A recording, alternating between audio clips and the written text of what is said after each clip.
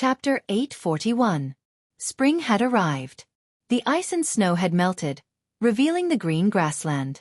The grassland was full of life. At the same time, it also represented the beginning of the war. Without the shackles of snow, the grazing season was about to arrive. Resources became the most important thing in everyone's eyes. How to have a better performance and change in the new year became a problem that everyone had to consider. As the commander of the Wanquan Metropolitan Department, Shi Wanshan's days in the Xian Mansion had been very comfortable recently. Unlike Sun Hong, who faced the Walla's leader, Yes Hen, and had a lot of pressure, the Xian Mansion, which bordered the mercenary forces, had good politics and people. The hearts of the soldiers and the people were very stable.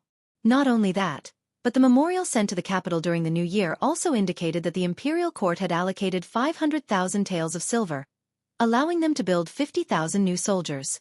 With money it was easy to do things. Shi Wanshan's ambition grew. He only had 20,000 soldiers now. If he could have 50,000 more, his strength would increase by more than one level. Since the Imperial court had agreed, he immediately took action. First, he recruited soldiers in the Xian Mansion. Soon, 30,000 new soldiers were in place. However, he was still not satisfied. In his opinion, the best source of soldiers was the Mongols. Not only were their bodies stronger than the Han people, their equestrian skills were better, and the most important advantage was that there was no need to worry about using these people. Even if they died on the battlefield, the compensation given would be very low. Most people could even not give it at all. He had sent people to inquire and found that many Mongol soldiers had been recruited in the beginning city. Among them, there were Walla soldiers, Tatar soldiers, Mongol soldiers, and Nuzan soldiers. Moreover, the scouts he sent out to inquire reported that the number of soldiers in the beginning city was unimaginable. Countless people cried and shouted that they wanted to join the mercenary army, but they had no way to do so. This news greatly boosted Shi Wanshan's spirit. He saw an example and decided to follow suit and use the same method of recruitment. The master of the beginning city was just a loyal duke appointed by Baiming. Then, if he recruited soldiers in the name of Baiming, wouldn't he be more popular? Thus, at the beginning of spring, there was an additional recruitment office under the city of Tulu, responsible for welcoming the warriors and men of the grasslands. The idea was beautiful, but the reality was often cruel. The recruitment office had been set up for nearly a month, but the number of Mongolians who had actually signed up for the army was few and far between. All in all, there were no more than 50 people, and most of them were weak men. It was impossible for Shi Wanshan to see the recruitment office filled to the brim with people fighting to enlist. Shi Wanshan was a smart person. He quickly found the reason. Only then did he realize that the reason why the beginning city could easily recruit soldiers was because of the reputation of the war god of loyalty. The mercenaries had relied on their fists to forcefully conquer a piece of the world and become known to the world. After figuring this out, he naturally wouldn't be convinced. He quickly got his two deputies, Ancient River and Ning Wenfeng, to discuss the matter of sending troops to Mount Saihan. As a part of the Tatars, Mount Saihan was placed here by the great Khan Tuachua Buhua to block the path of the great Ming dynasty.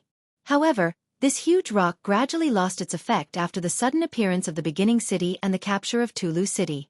Shi Wanshan didn't know why the Duke of Loyalty didn't take action to remove this nail. However, even if the Duke of Loyalty didn't do it, it didn't mean that he would. Especially now that Tulu city had fallen into the hands of Baiming, the threat of this place was already close at hand. By sending troops to Mount Saihan, they could make a name for themselves and let the warriors of the grasslands know that there was not only the beginning city, but also Baiming's army. In addition, by occupying this place, it was equivalent to having one more front station for Baiming to send troops to intervene in the grasslands in the future. Do we need to report this matter to the beginning city? Ning Wenfeng, who was the commander and was also Shi Wanshan's think tank military advisor, asked. No need. With our strength, we can take down Mount Saihan by ourselves. Shi Wanshan shook his head. In his opinion, perhaps this action wouldn't make the Duke of Loyalty happy. Once he was notified, what if he didn't agree? What should he do then? Seeing that Shi Wanshan had made up his mind, the commander Ancient River, who was sitting at the side, stood up and said, All right, since that's the case, I'll lead the troops to fight. 3 days later, 15,000 Baiming soldiers set off from Tulu city toward Mount Saihan, which was 400 miles away. Among them, 5,000 were new recruits. On the city wall, as the guarding eunuch Deng Chong watched as Ancient River, who was dressed in armor, led the troops away, he spoke in a hoarse voice. Commander Shi, I can fill in the memorials for the expedition later, but we must win this battle. Otherwise, I'm afraid that there will be people in the Imperial court who will cause trouble for us. Haha, don't worry, Eunuch Deng. With General Ancient River leading the troops, there will only be 8,000 enemies on Mount Saihan. There won't be any mistakes. Shi Wanshan looked confident. From all the information he had gathered, this battle wasn't going to be difficult. However, after 5 days, a letter requesting reinforcements was sent back to Commander Shi in Tulu City. The letter was personally written by General Ancient River. When he arrived at the foot of the mountain, he prepared to attack the city. However, on the 3rd day, when the army launched their attack, they were blocked at the Black Stone Slope. Relying on the advantageous terrain, the Tatar army continuously counterattacked. After charging again and again, 4,000 soldiers died in battle, but they still didn't achieve any results. Not only that, but the 5,000 new recruits were also heard by the army. No matter what orders were given, they weren't willing to charge together with the old soldiers. Seeing that there were only 6,000 men left, Ancient River had no choice but to ask for reinforcements. In the past, all the information said that the Mongol army was useless. When faced with the attacks of the mercenaries, they were often quickly defeated and showed signs of defeat. This made Shi Wanshan think that the Mongol cavalry had also fallen and that their combat strength was not as good as before. However, now that they had actually fought, he knew that it wasn't that the Mongol army had fallen back, but that the mercenaries were too strong. However, since things had come to this, there was no turning back. At this moment, there was no possibility of stopping and retreating. If he really did that, the morale of the army would definitely be shaken, and the recruitment of new soldiers would naturally be unable to continue. Send the troops. This time, I will personally take action. I will lead 5,000 soldiers. Shi Wanshan decisively made a decision. He ordered Ning Wenfeng and Eunuch Deng Chong to stay behind in Tulu City. He personally led 5,000 old soldiers to Mount Saihan.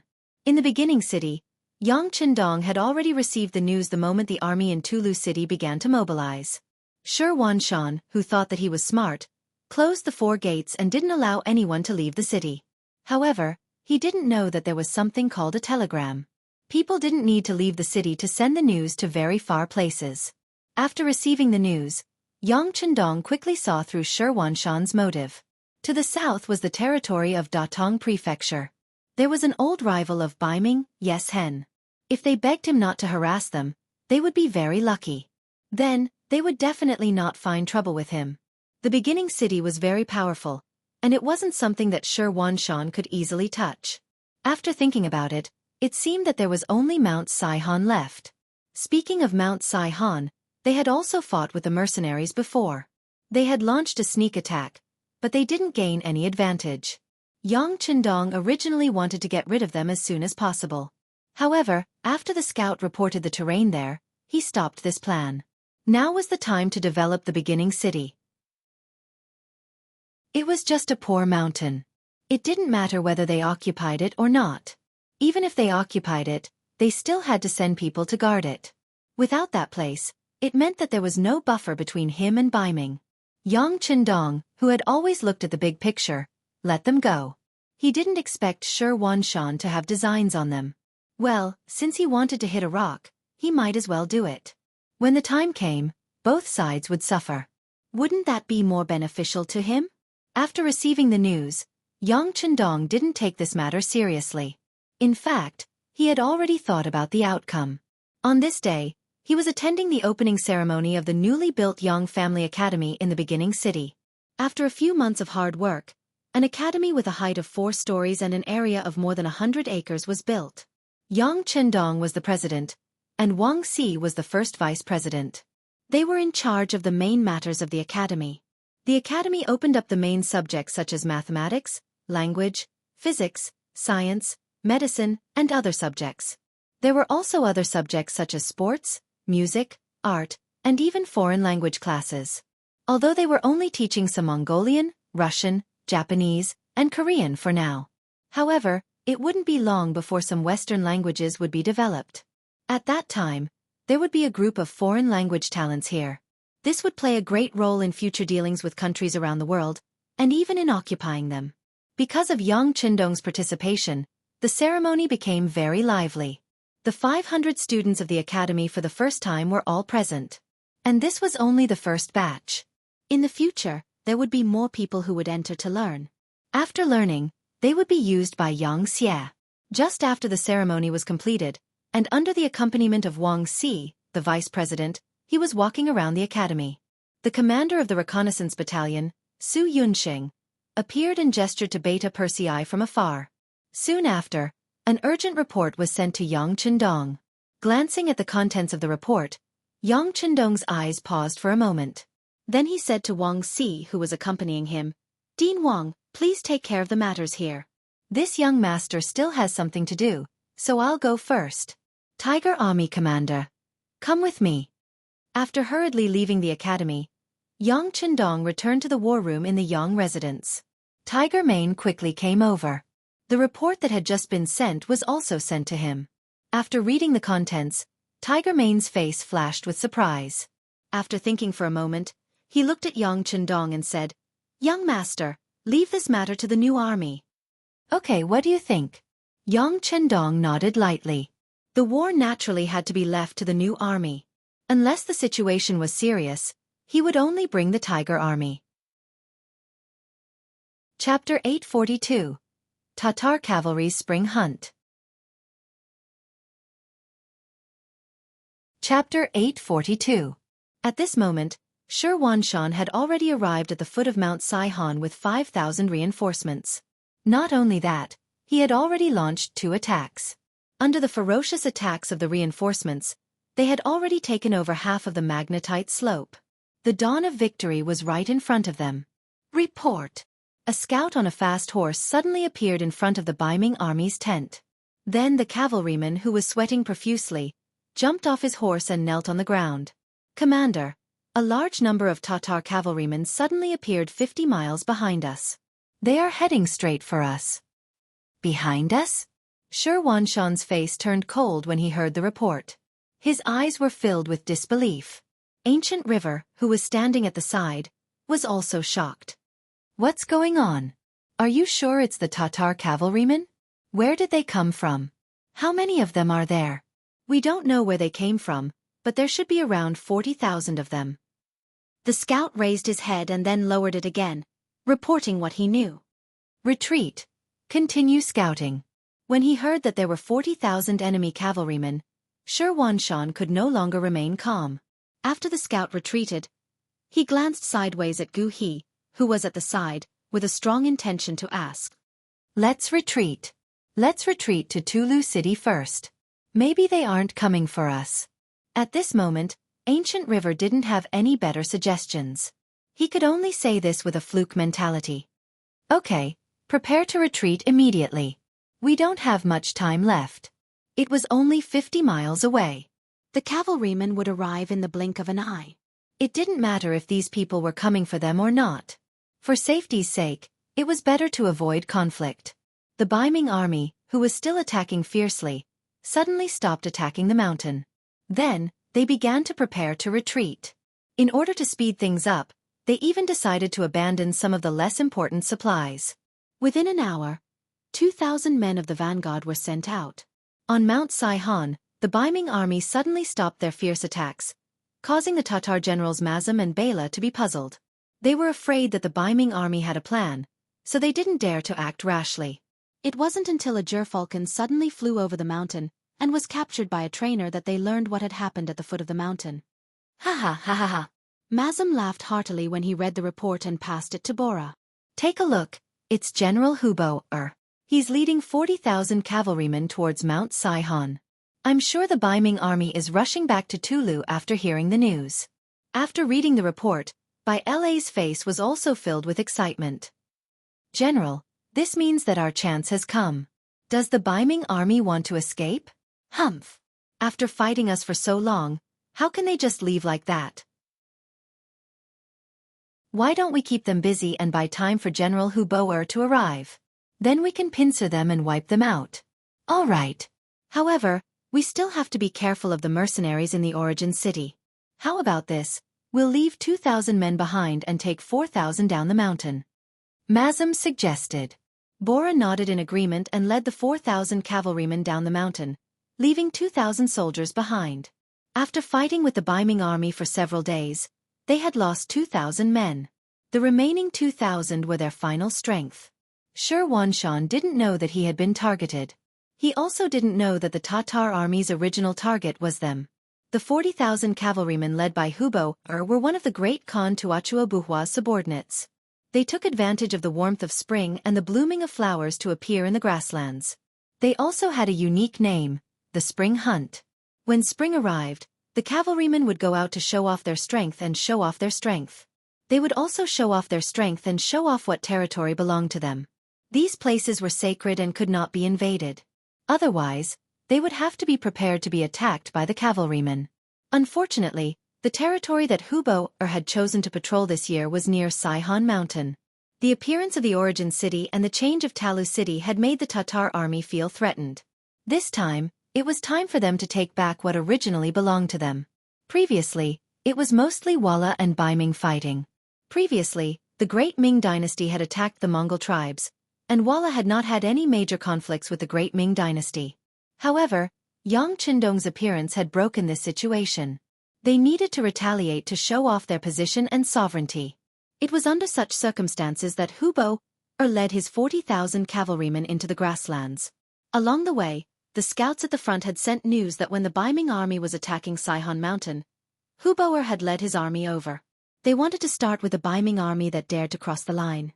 As the army headed down Mount Saihan, in the middle of the troops, Hubo received news that the North Ming army was making a move and wanted to retreat.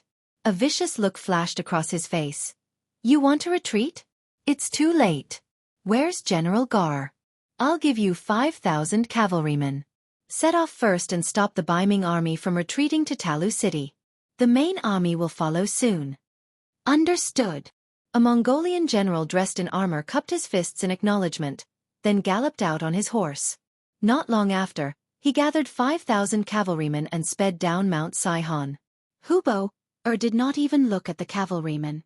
With 5,000 cavalrymen paving the way, he was confident that the Baiming army would not be able to escape. At this moment, while hurrying, he said to Mu Ren beside him, General Mu, continue to tell me about the war god. Mu Ren originally belonged to the Tatar faction. Previously, when the Mongol tribe wanted to surround the city, he saw that the situation was not good and immediately escaped. He met up with General Chiga of Guangwu town and left the region together. There were mercenaries in front and the Mongol army in the north. Under such circumstances, they were weak and could only give up on defending this place. They wanted to go to the south to find Tua to work for the Great Khan. However, they did not expect to meet Hubo who had come for the spring hunt. Both sides gathered together and their army reached 50,000. Since Hubo had asked, Mu Ren naturally had to answer. Yes, General. Speaking of this war god, he is indeed very famous. In this region, everyone who hears his name trembles in fear. After he changed Arakamaki to the first city, he defeated Agar Dorji's 50,000 soldiers and the 20,000 soldiers of the Mongol tribe in the north of the desert. Not to mention the changes in Huboer's heart after hearing Mu Ren's words, just the sudden appearance of 40,000 Mongol cavalrymen in Talu city, and according to the scouts, there were 10,000 soldiers following behind them. When Ning Wenfeng heard this, he immediately felt the severity of the situation. The Wan Quan Metropolitan Division had 20,000 old soldiers. Previously, General Ancient River had taken 10,000 with him. Later, General Xianxia took another 5,000. Now, he only had 5,000 soldiers left, of which 2,000 were in charge of training the new soldiers in the Xian manner. He only had 3,000 old soldiers. With 3,000 Mongol cavalrymen, 40,000 cavalrymen, and 10,000 infantry, it was impossible. The best thing to do now was to defend the city, but whether or not they could do it was another matter. However, this Commander Qian Shi unexpectedly made an unexpected decision. That was, he wanted to go out of the city to rescue and welcome back Commander Xianxia. Perhaps in other people's eyes, once something happened to the commander and commander comrade, Qian Shi would be able to smoothly take over the position. However, in the eyes of the smart Ning Wenfeng, this was not the case. If it was peacetime, he might use his brain. However, with the Mongol army at the border, he would not use his brain. If he wanted to stabilize the situation, the Wanquan Metropolitan Division and the Xian Manor could not do without Shi Wanshan. After making the decision to go out of the city, Ning Wenfeng only left behind 1,000 old soldiers to defend the city. At the same time, he sent someone to inform Deng Chong to send another 1,000 old soldiers and 10,000 new soldiers to defend Talu City. Then, he opened the city gates and left. The situation was very critical. Shi Wanshan, who had left behind a lot of supplies, wanted to immediately retreat to Talu City. At that time, he would still have a chance to defend the city. He moved quickly, but the Mongol army was not slow either. Soon, he received news that the 2,000 cavalrymen in the vanguard had been defeated and were retreating. The scouts said that the Mongol army's General Gaur had defeated our vanguard with 5,000 cavalrymen and is on his way here. There's even worse news. Behind us, General Mazam of Mount Saihan is also chasing us with 4,000 cavalrymen. What should we do? Gu He asked Gu Wanshan anxiously. Clearly, the current situation was far worse than they had imagined. Let's go. Gu He said anxiously. Kill. Carve out a path of blood. Let's return to Talu City before the enemy completely encircles us.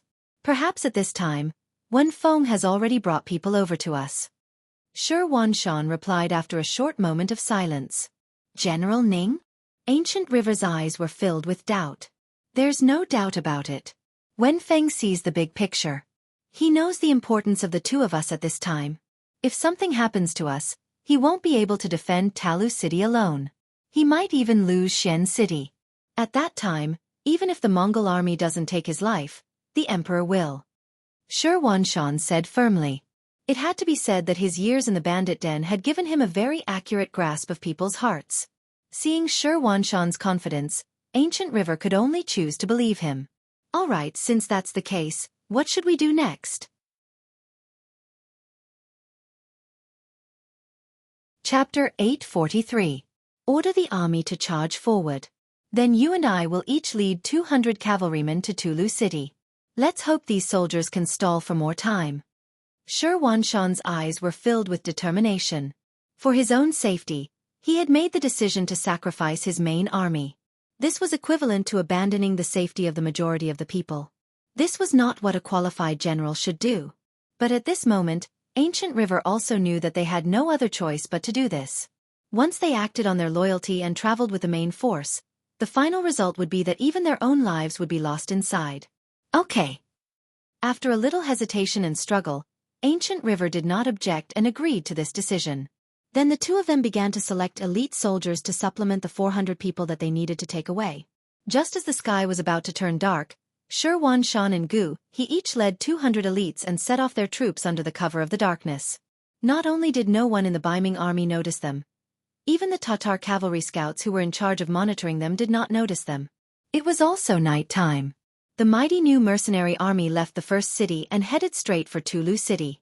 Tulu City was the main supply point of the mercenary army. Once it was lost, there was only one way left. For the first city that needed a lot of materials, this was obviously not enough. Even if it was for themselves, the mercenary army had to do something to ensure that Tulu City would not change hands. The sky gradually darkened. Fortunately, there was still some moonlight. Once they got used to the darkness, they could see the road ahead even if they did not use a torch. It was just that their vision was blocked and they could not see too far. Since they could see the road ahead, Tiger's man ordered the soldiers not to use torches. At the same time, he also gave the reconnaissance battalion commander Ding Shan a death order to increase the scope of the reconnaissance. Once they found any Tatar scouts, they had to be resolutely eliminated to ensure the concealment of the army. Hu Mang also knew that once the sun rose, he wouldn't be able to hide his whereabouts even if he wanted to. All he wanted was to have a peaceful night and not be discovered by the enemy during the night. Ding Shan, who had received the death order, set out. Although there were only 500 scouts in the reconnaissance battalion, every one of them was an elite in the army. Whether it was horsemanship or archery, they were all 1 in a million talents. It was just a night's covert march, so he was confident that he could succeed. The mercenaries didn't move slowly in the dark. After all, they had already familiarized themselves with the environment and terrain of this area. Usually, there were related exercises, and one of them was to explore this area at night. Now, it was just turning the exercise into a real battle, and it was not difficult. Vice Commander, at this speed, we will be able to cover half the distance by tomorrow morning. At that time, we will be able to form a triangle with the northern Ming army to contain the sudden appearance of the Tatar army. As Hu Mang rode forward, he did not forget to look at Shi Bi and ask this question. It could be said to be a miracle in the mercenary army. He was just a surrendered general who had not made any contributions to the army, yet he had suddenly become a regiment commander. At that time, Hu knew how many people were envious, jealous, and dissatisfied. But soon, this person used only 2,000 soldiers to force Agador, who had 15,000 soldiers, into Jianghu town. Everyone was in an uproar. Only now did they know that the sixth young master had great foresight and ability. Soon, a new army was established, and Shi Bi was able to get a free ride. He jumped from a regiment commander to a vice commander.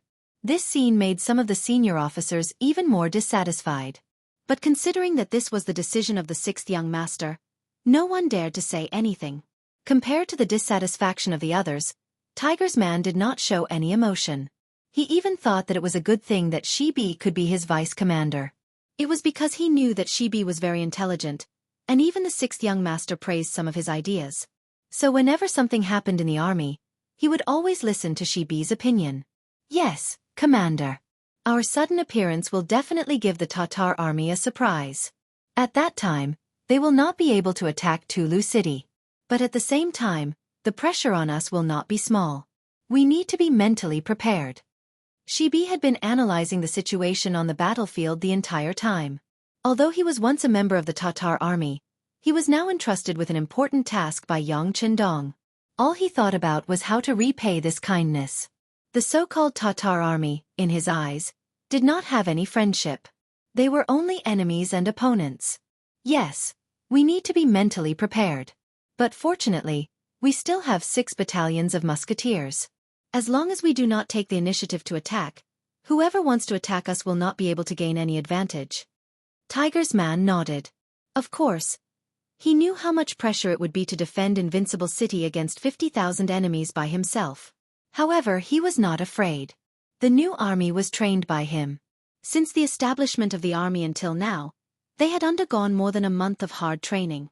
Their combat strength had already reached the standard that he had expected. Although they could not be said to be very strong, there should not be any problems if it was just defense. You are right, Army Commander. But the musketeers can only defend against enemies in front. What if enemies appear behind us? Shi Bi first nodded in agreement, then raised his own doubts. Vice Commander, are you talking about the enemies on Saihan Mountain? Didn't the scouts report that there are only 2,000 people left on the mountain? What kind of situation have they become? Tiger's man's face showed a trace of confusion and disapproval after hearing this. In his opinion, it was only 2,000 enemies. They would not even dare to go down the mountain. How could they be causing trouble? But no matter what, this is a kind of threat. The sixth young master once said that the best way to deal with threats is to eliminate them and not let them exist between heaven and earth. Shi Bi's voice carried a hint of persistence at this moment. Since he was appointed as the vice commander, he had to plan for other things while he was in the position. Shi Bi even knew that the reason why he was promoted so quickly and even reached the rank of senior colonel, surpassing many seniors who had joined the mercenary army before him, was because the sixth young master wanted him to assist Tiger's man and help him fill in the gaps. Since he had already set his position, Shi Bi naturally knew when to persevere and when he only needed to give some pointers. Just like now, he could not back down. Otherwise, even if the sixth young master knew about it, he would be disappointed in him. With Shi Bi's persistence, Tiger's man's expression also became serious. He had followed Yang Chendong for so many years. How could he not know what the young master was thinking? Seeing that Shi Bi was not as obedient as he usually was, he asked, "Then what do you think, Vice Commander? Take him out. If we do it well, we can even deal a heavy blow to the enemy reinforcements. Although we can't achieve a great victory, every enemy we kill will reduce some of the pressure on us in the future." Shi Bi immediately revealed his plan. It included a night attack on empty Saihan, setting a trap, and waiting for the enemy reinforcements to arrive to deal a heavy blow to them, and so on. Tiger's man listened attentively to this battle plan and nodded in agreement from time to time. When Shibi closed his mouth, his heart was filled with a myriad of emotions. The vice commander that the young master assigned to him was truly a talent, a great talent. If they did as he said, it could indeed solve a lot of problems. Seeing that Shibi was so confident, Tiger's man knew that this battle had to be fought. He immediately said, "All right, we'll do as vice commander says. Take a look and decide which troops to send to carry out these missions." Since Tiger Edge cooperated so enthusiastically, he didn't dare to be careless. He proposed his own ideas in a suggestion manner. What followed was naturally approved by Tiger's man. Then, the army continued to move forward. However, as they moved forward, groups of soldiers separated from the army and began to move in another direction. The sky was getting darker and darker. It would be midnight in 2 hours. Gaul's 5,000 cavalrymen and Mazum's 4,000 cavalrymen launched a night attack on the Baiming army's main force in a pincer attack. The iron hooves of the warhorses trampled on the ground. Amidst the rumbling, they charged ferociously again and again. Faced with a pincer attack from 2 sides, the Baiming army, which was mostly made up of new soldiers, fell into chaos. When the Kiliarchs wanted to ask for instructions on what to do next, they realized that the commander-in-chief and the commander-in-chief were nowhere to be found. With the battle on the horizon and the commander missing, the already chaotic Baiming army became even more chaotic. Faced with the charge of the Tatar cavalry, they scattered like birds and beasts, unable to put up any resistance. Countless Baiming army soldiers were killed by the Tatar army. Countless Baiming army soldiers had no choice but to throw down their weapons and kneel down to beg for their lives. Ha ha ha. Mazum, who had killed to his heart's content, couldn't help but laugh proudly when he saw tens of thousands of Baiming army soldiers being wiped out. He had done a great service in this battle. When he saw Hu Bo he would probably be rewarded. However, his laughter did not last long. The flames that appeared on Mount Saihan not far away attracted his attention. Vice Commander Bella had appeared beside him at some point and said with a panicked expression, "General, someone attacked Mount Saihan. It should be the work of mercenaries." Ayaya. Mazum thought that he had done a great service, but he did not expect his base to be destroyed. At this moment, Mazum was furious. "Men, immediately return to Mount Saihan. No matter what, we can't let the mercenaries succeed in their scheme." Mazum wanted to go back in person, but he was stopped by Plato in the end. "General, you can't do this out of loyalty. We've just won a big victory here. You can't leave yet. Otherwise, won't all the credit be taken by General Gore? How about this? I'll bring reinforcements. I'll only bring 2,000 cavalry. I believe that with the terrain of our mountain, it's easy to defend and hard to attack. The mercenaries won't succeed so quickly. Wait until you see Lord Hu Bo and ask for reinforcements. At that time, we'll attack from one side of the mountain and the other side of the mountain. Wouldn't it be better to achieve a great victory?"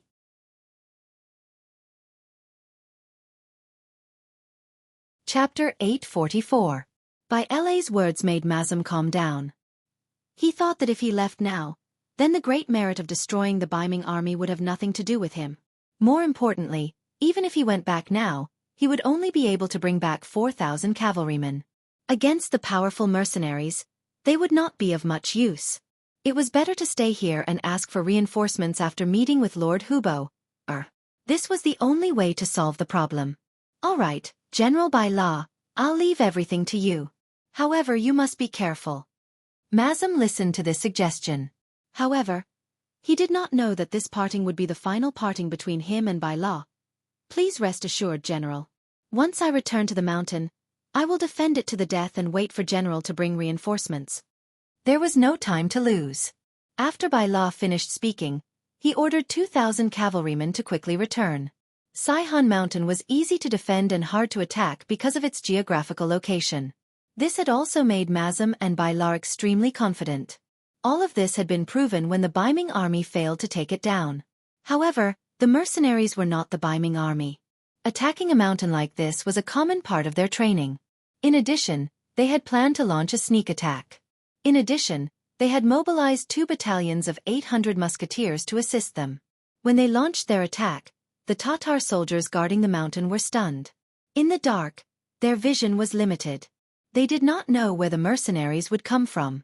If they wanted to see the enemy, they would have to raise their torches. However, if someone did so, it would be equivalent to revealing their position. The mercenaries would teach them a lesson in a matter of minutes. Often, the torches would be lit and extinguished very quickly. After more than 100 Tatar soldiers holding torches were killed, everyone learned their lesson and did not have any intention of revealing their position. Without any light, this created an opportunity for the mercenaries to charge up the mountain. At this moment, there were soldiers who relied on their outstanding mountaineering skills to attack the black stone slope and climb up to the peak of Saihan Mountain. The smoke signal on the mountain had been ignited. It was to inform Ma Jianghu and the others at the foot of the mountain that the situation on the mountain was very critical. If there were no reinforcements, they would not be able to hold on. On the black stone slope halfway up the mountain, Deputy Commander Shibi, who was in charge of commanding this battle, was watching the soldiers launch wave after wave of small attacks. His face was languid, as if he was not treating this battle as a real battle, but more like watching a mock competition. Lu Zhua, the commander of the recruit division, saw this scene and felt very puzzled. Deputy Commander, why did you only launch a small-scale assault? Our recruit division is fully capable of launching an all-out attack and taking down Mount Saihan in one fell swoop. Don't worry, don't worry. Let's make some people anxious. The slow-paced Silk Bear wasn't in a hurry at all. He just chuckled as he rode on his horse and watched the new recruits launch small attacks in rows or companies. That's right, Commander Lu. This is a good opportunity to train the soldiers through actual combat. Don't miss it. Lu Zhua didn't know what Shibi was thinking, but he definitely wouldn't let go of such an opportunity to train the soldiers through actual combat. He immediately nodded solemnly and called over a few regimental commanders, instructing them to use this opportunity to train the soldiers. Once they discovered that a soldier was injured, they were to immediately withdraw and replace him with someone else. In any case, the battle wasn't that intense, so they had plenty of opportunities to do these things. Shibi wasn't in a hurry. Naturally, he was waiting for the fish to take the bait. Just as he expected, Bora led 2,000 cavalrymen and headed straight for Mount Saihan. In order to reach his destination at the fastest speed possible, he didn't even wait for news from the scouts this time. He just sent out the scouts as he flew forward. There was a place called the Creek Valley on the only way to Mount Saihan from Tulu City.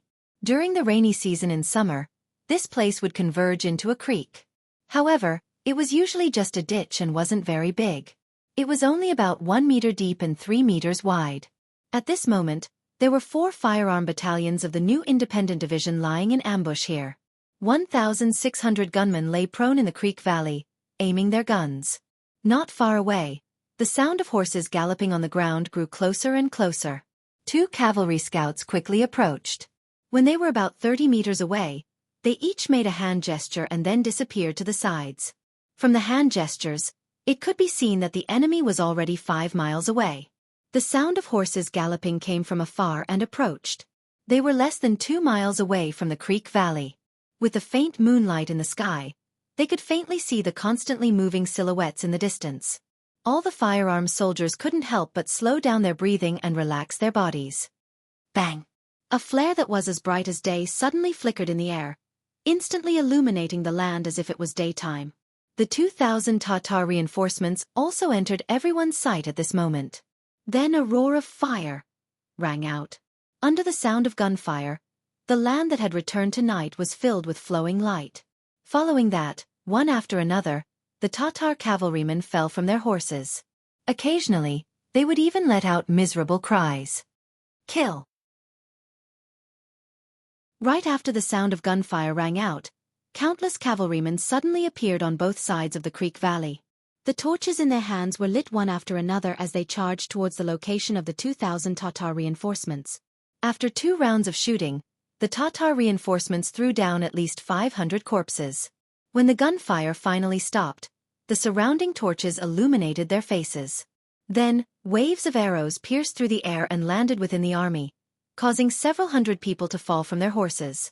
The 3,700 cavalrymen of the 9 battalions were lying in ambush nearby. Under the lead of Division Commander Xianxia, they were like fierce tigers descending from a mountain as they surrounded the already stunned Tatar cavalrymen. There were bullets from afar, bows and arrows from close range, and sharp sabers from close range. Under wave after wave of continuous attacks, the Tatar cavalryman's formation was thrown into chaos. Under the illumination of the firearms, every cavalryman's face revealed a frightened expression. Under the protection of a few personal guards, Bai Le's face was ghastly pale. At this moment, he knew that he had fallen into a trap. Moreover, from the looks of it, the mercenaries should have been prepared for this and sent a large number of troops. He was impressed by the mercenaries' quick reaction. At the same time, he cursed the uselessness of his own scouts in his heart. The enemy was already right in front of his eyes. Why didn't he receive any news at all? The lack of timely information ultimately led to the defeat of this battle.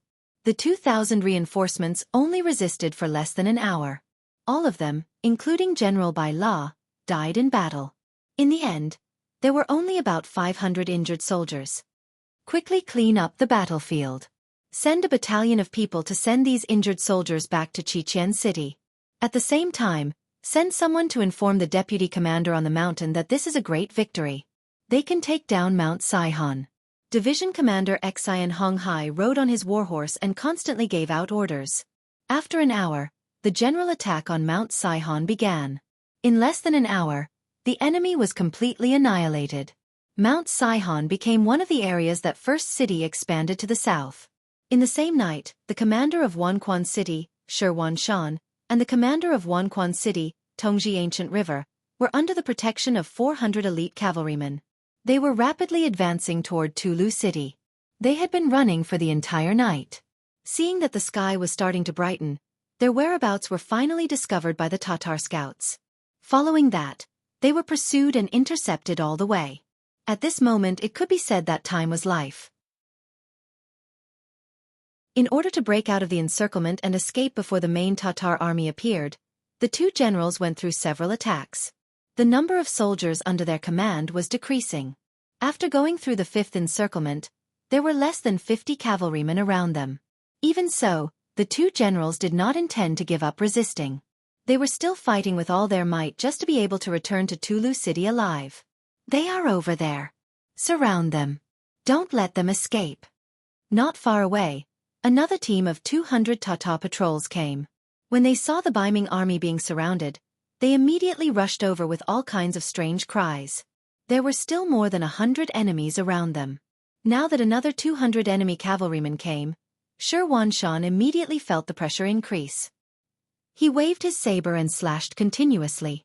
After killing another Tatar cavalryman, he wiped the blood off his face and forced a smile at Ancient River, who was not far away. "Brother Ancient, it seems that we won't be able to escape.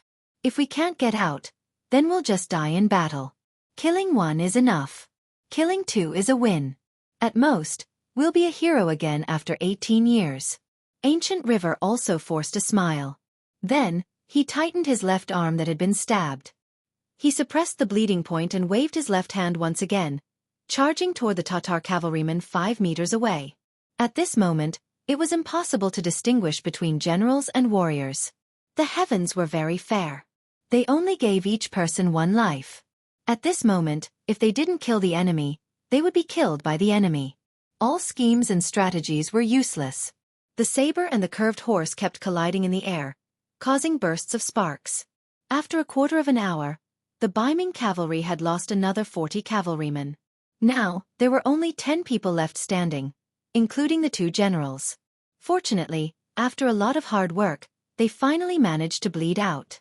Without further ado, the 2 generals brought several wounded soldiers out of the encirclement and headed toward Tulu City. At this moment, as long as there was a chance, they would fight for it. Even if they died, they didn't want to die on the grasslands. Chase! The remaining 200 Tatar cavalrymen saw that the fat meat in their hands was about to fly away. How could they let it go? They all galloped wildly and chased after Shi Wanshan and the others. When the distance between them was less than 100 meters, a volley of arrows would be fired. Often, 1 or 2 Baiming cavalrymen would fall off their horses and die.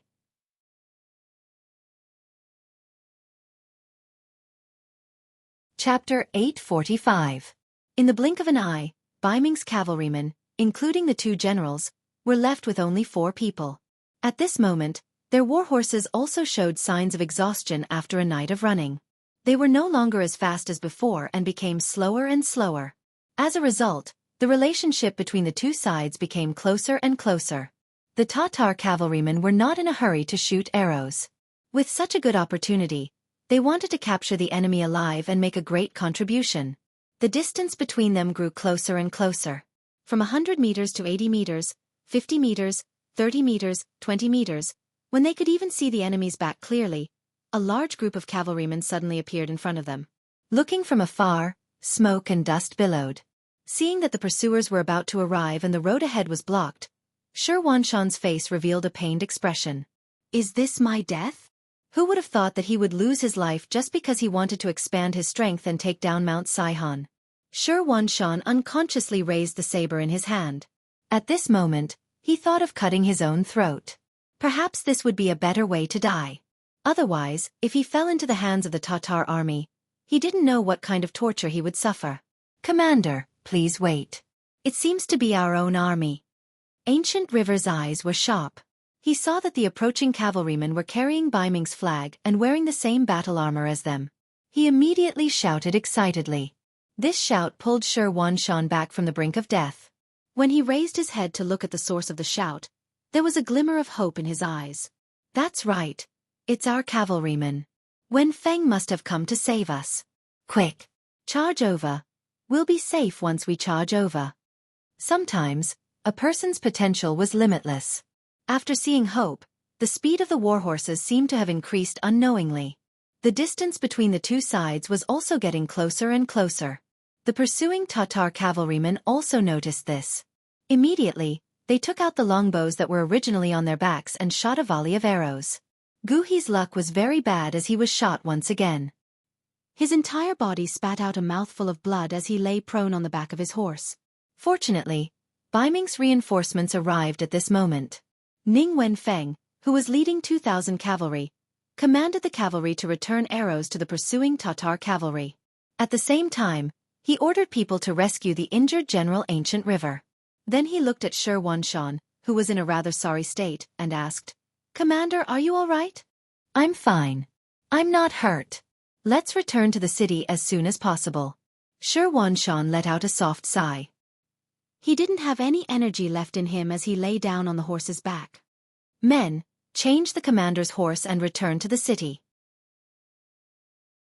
Ning Wenfeng knew very well that this was not the time to reminisce about the past. Ning Wenfeng's arrival saved the lives of the two generals. On the way back to Tulu City, they encountered several more interceptions. Every time, he would take the initiative to send his men to meet the enemy. After losing about 500 cavalrymen several times, he finally made it to Tulu City safely. More than 2 hours after Ning Wenfeng and the others returned to the city, the main force of the Tatar cavalry had already been defeated at the foot of the city.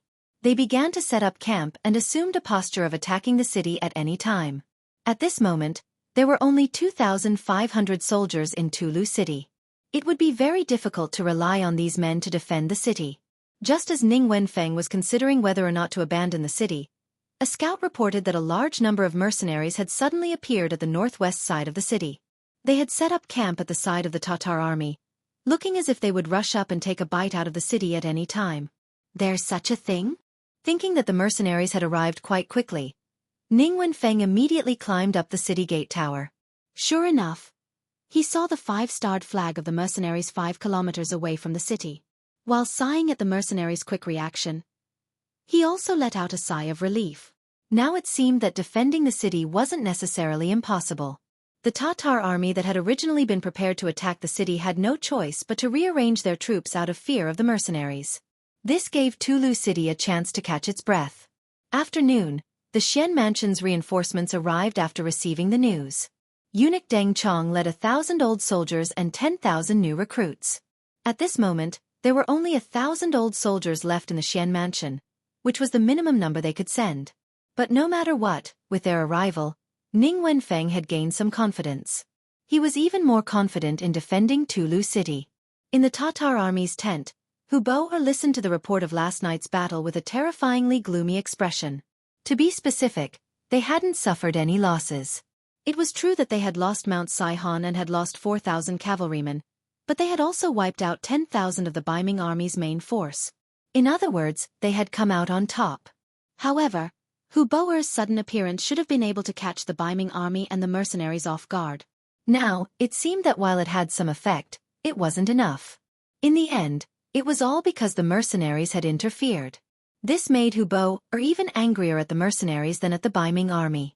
Mazam Gore, I'll give you 3,000 cavalrymen to attack the mercenaries. I want to see how strong they are. General Chiga, I'll give you 5,000 infantrymen. Prepare to take down Tulu City. I want to massacre the city and bury the 4,000 soldiers from last night.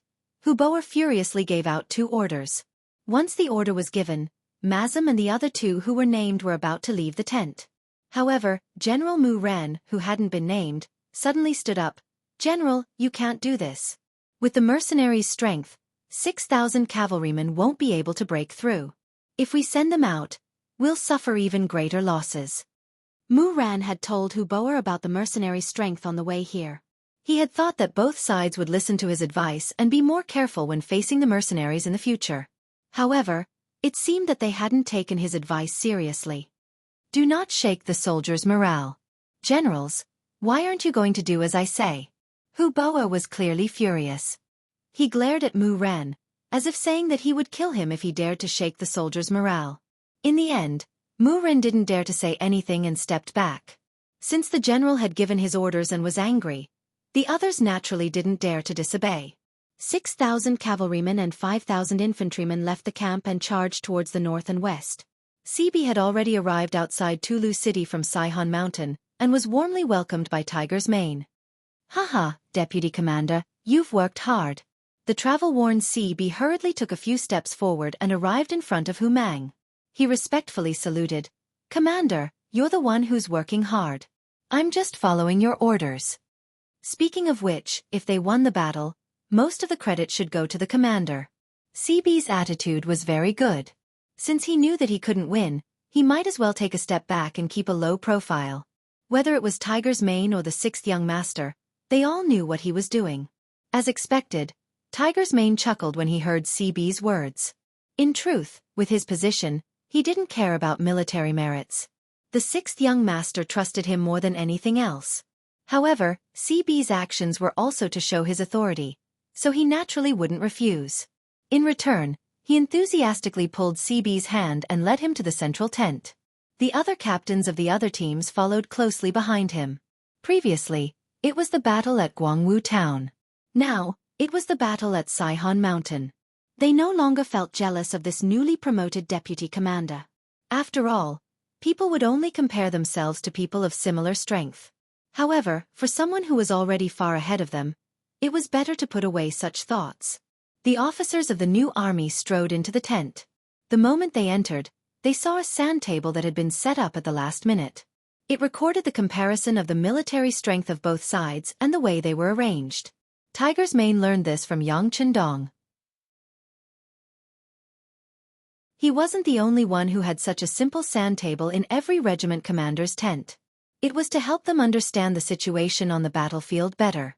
Everyone followed Tiger's Mane to the sand table. After looking at it, they started to think seriously. About 7 minutes later, he smiled and nodded. The commander's arrangement is already the best. Saying these words proved that he had no other opinions. Tiger's Mane chuckled and said, Deputy Commander, you must have had a hard journey. Why don't you go back to the tent and have a good rest? There's no need. I've already rested on my horse on the way here. CB shook his head and refused. It was true that he had made a military contribution, but this didn't mean that he had any special privileges. Especially in front of Tiger's Mane. He was a junior. Fine. Since Deputy Commander is concerned about military affairs, then let's discuss how to attack the Tatar army. Tiger's Mane nodded. He was just being polite.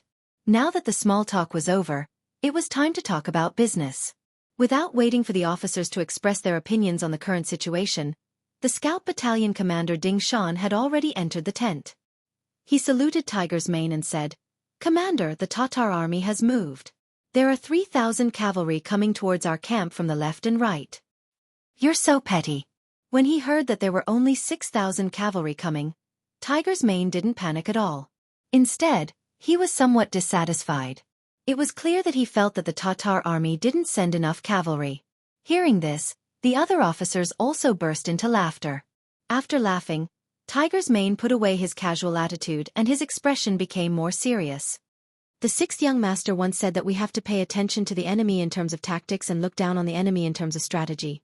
Therefore, even if we have the confidence that we will win, we can't be arrogant and we can't be careless. Yes. When the officers heard that it was the sixth young master's order, they all replied seriously. Good. Since the enemy is coming, of course we have to beat them back. Deputy Commander, do you have any thoughts? Tiger's Mane asked out of respect. No. We will listen to Commander's orders. Other than that, there was nothing else to say. Last night when they were marching, he had said all his thoughts and Tiger's Mane had also agreed. Now they just had to follow the plan.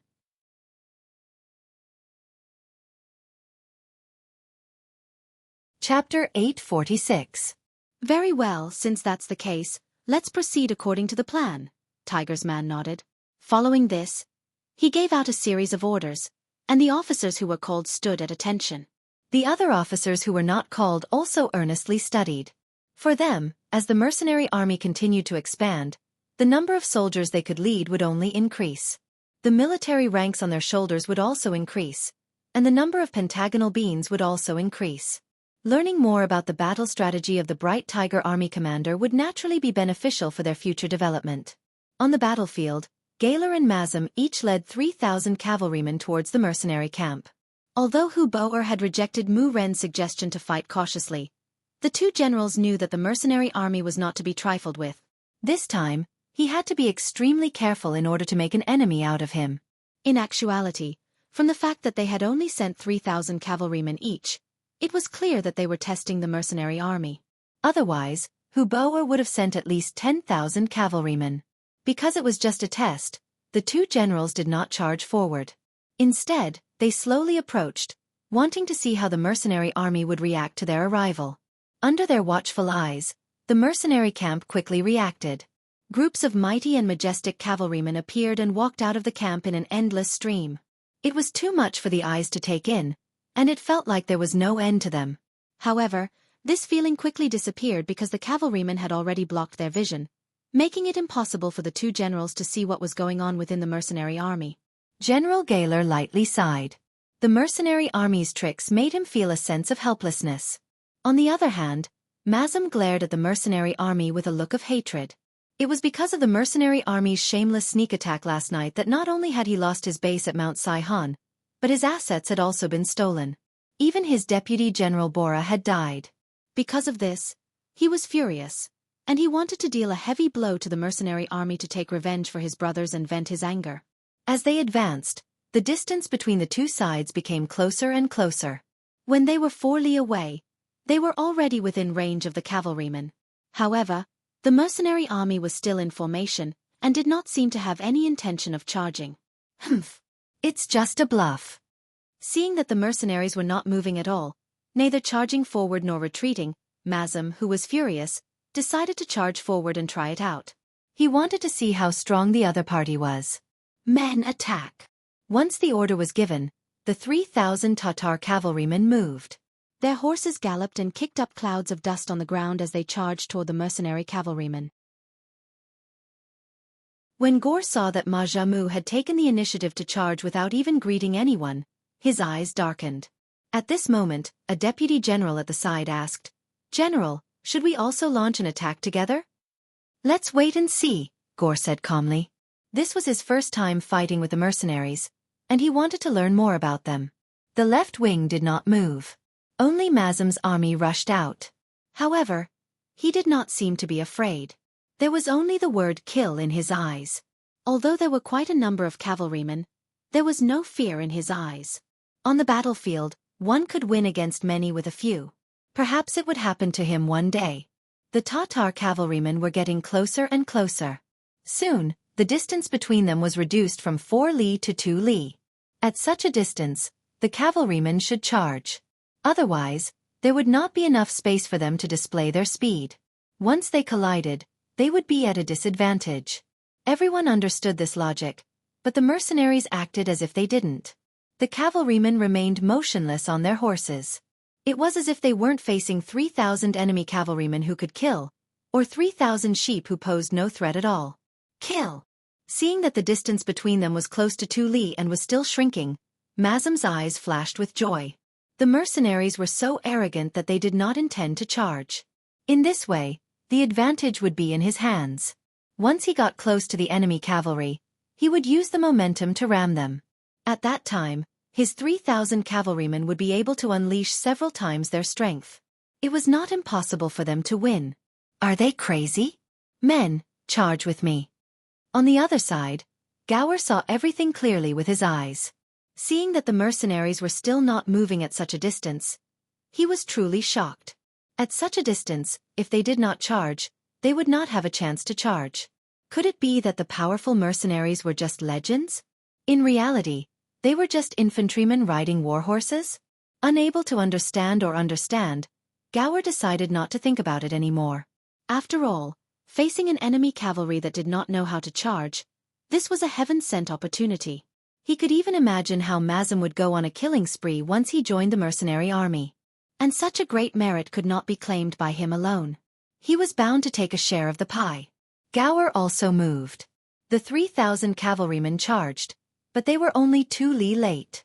The moment he led his troops to charge, Lu Zhua, who was standing in the front row of the mercenaries, smiled.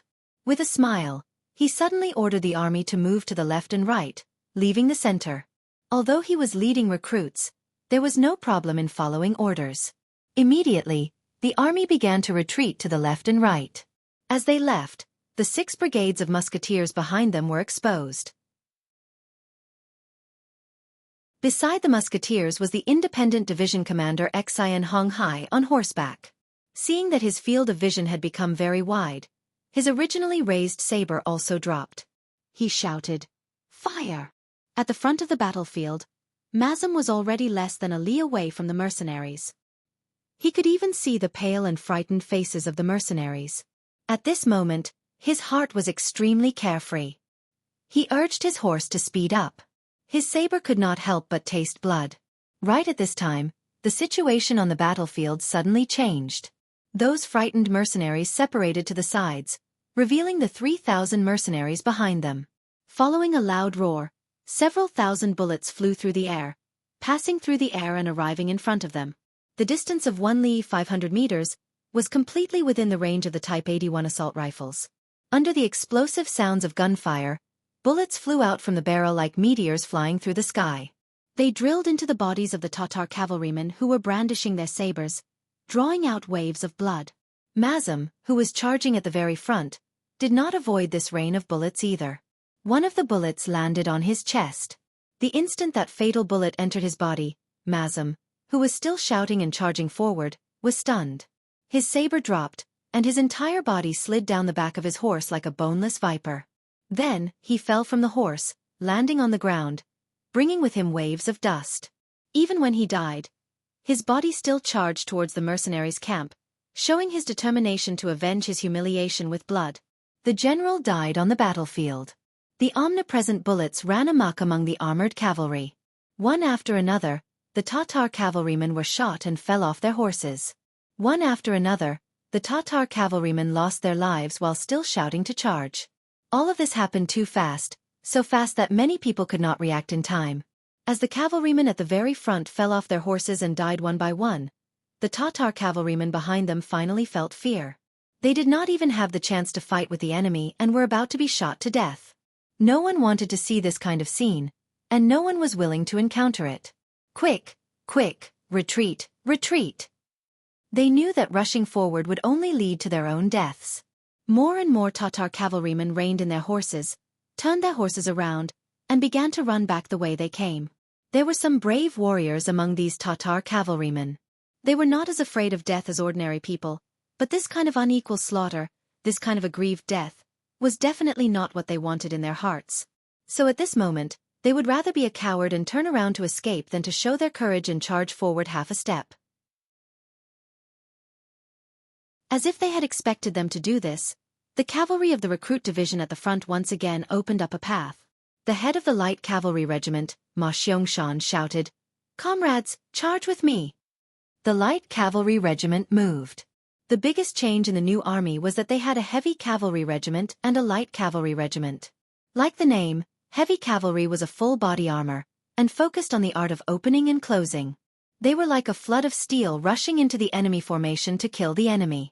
The light cavalry was a light military uniform, focused on flexibility and speed. They did not have much other equipment on them except for the necessary sabers and crossbows. What they wanted was to use the lightest equipment to chase down the enemy cavalry with the fastest speed. When the light cavalry regiment moved, it represented the start of the chase. After Ma Xiangshan's shout, countless light cavalry flew out like arrows, heading straight into the distance. As they galloped, the crossbows in their hands were not idle. Arrow after arrow shot out into the air, chasing and killing the defeated enemy cavalry at the same time. The sudden sound of the muskets and the sudden attack of the light cavalry made Gao Er's 3,000 cavalrymen suffer. They originally thought that when they were 1 li away, the cavalrymen would be able to display their strongest fighting strength. They never thought that there would be so many dangers behind the mercenary cavalrymen. Time after time, they had to move aside, giving them different experiences. First, he was struck dumb by the muskets. By the time he managed to turn his horse around in time, the enemy cavalry behind him quickly caught up with him. When the arrows got close to him, he could only watch as the soldiers he brought with him were shot by the arrows and fell to the ground. His heart was bleeding, but there was nothing he could do.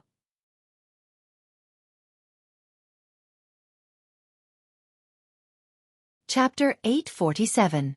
Underestimating the enemy was not scary. What was scary was that his cavalry had been beaten into a pulp and had lost their will to fight. With such an iron cavalry, it would be difficult to calm them down and turn back to fight. They could only rush toward the Tatar camp and hope that the enemy would not chase too hard. As expected, the light cavalry did not chase too far and stopped after 6 miles. Ahead of them was the Tatar camp, and the enemy could send their cavalry to counterattack at any moment. Although they were light cavalry and were not afraid of being caught, there was no point in fighting. The light cavalry retreated and kept their guns. This probing mission ended in a huge victory for the mercenaries. Based on the results, they had killed close to 2,000 cavalry and captured 100 enemies. Not only did they lose the first battle, but even General Mazem had died on the battlefield.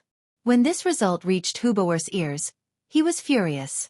Within the tent, the table was sliced in half by a sharp cavalry knife. A roar sounded out.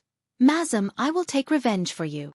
Mazem had defended Saihan Mountain for many years, and even if he did not contribute much, he had put in a lot of effort. However, when Huboer's army appeared and was about to show off their skills, he was killed. It was truly regretful and sad. All of a sudden, the morale of the Tatar camp was low. To break this bad atmosphere, Huboer roared out once more, "Where is General Chiga? Has he not taken down Talu City?" The flames of war raged beneath Tulu. Countless cloud ladders were erected beneath the city walls, and countless arrows were fired in the air. Death was a matter of great importance to humans, but at this moment, it seemed so insignificant and ordinary. When the Iron Cavalry started to probe the mercenaries, the 5,000 grassland infantry led by Chiga had launched a fierce attack on Talu City. It was said that the grassland Iron Cavalry were unparalleled in the world. Everywhere they went, locusts would sweep past, and not a single blade of grass would grow. However, what everyone didn't know was that the trained grassland infantrymen were also elites among soldiers. They existed for the purpose of sieging cities, and their instructors were generals with rich experience in sieging cities. The grassland cavalry relied on speed, while the Ming army relied on the city walls. Both sides had their advantages, and it was difficult for one side to gain the upper hand. As time passed, Ming Qingzu conquered the 5 grasslands and opened up the path of the Ming army's Iron Cavalry. After the Mongol soldiers suffered losses time and time again, they started to learn from the strengths of the Ming army to create offensive infantry. A person's greatest ability lies in learning and imitating.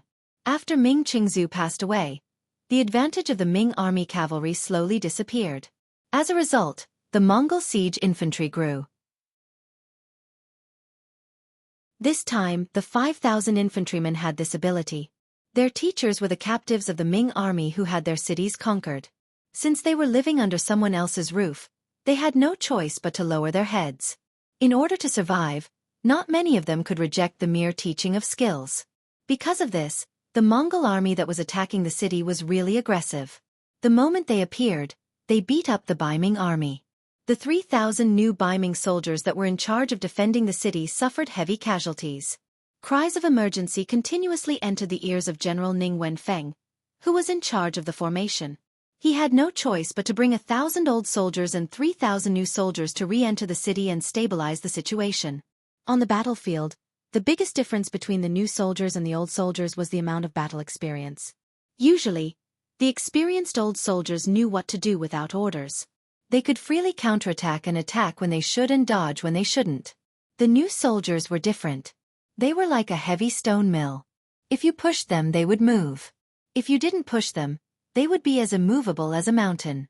When these new soldiers came to the battlefield, they were terrified by the aura of death on the battlefield. Without orders, how would they know what to do? When the new soldiers lost, the old soldiers went up.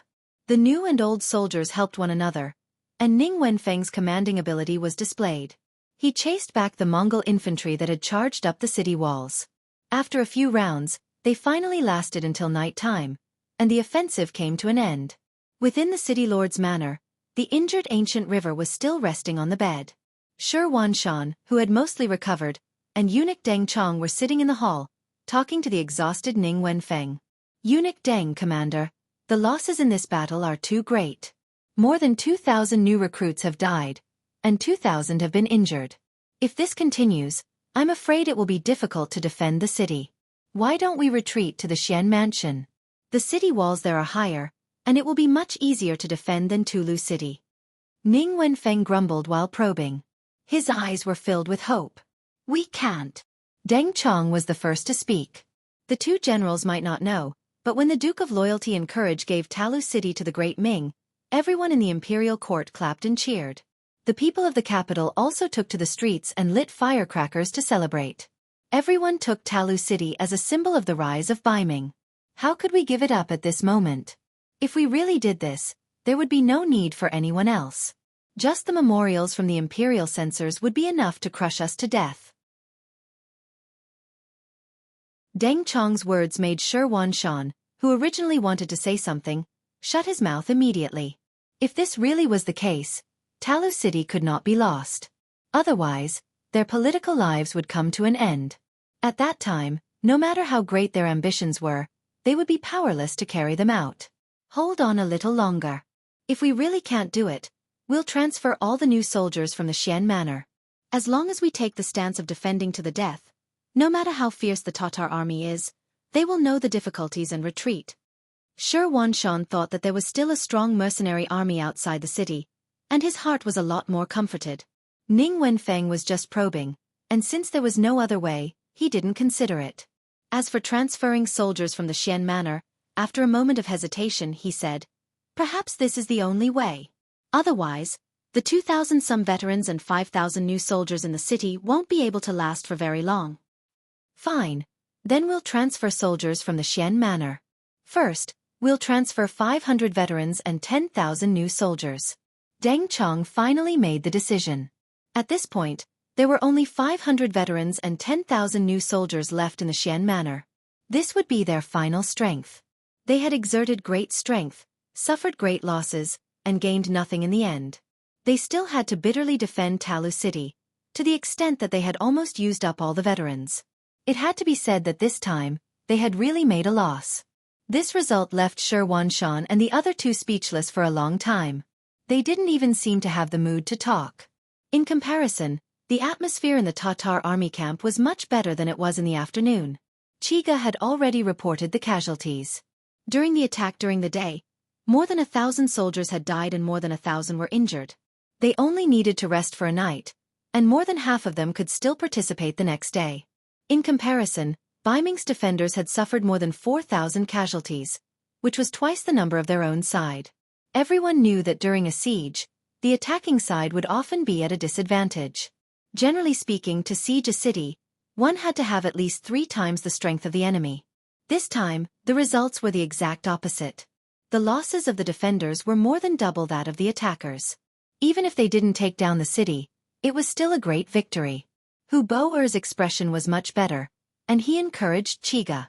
He said that they would continue to attack the city tomorrow and try to take down Talu City, as well as find a place for the army to settle down. Chiga naturally nodded towards his words. Compared to ordering the Beiming army to continue attacking, Hu Boer's attitude towards the mercenaries was something that Hu Boer could not grasp.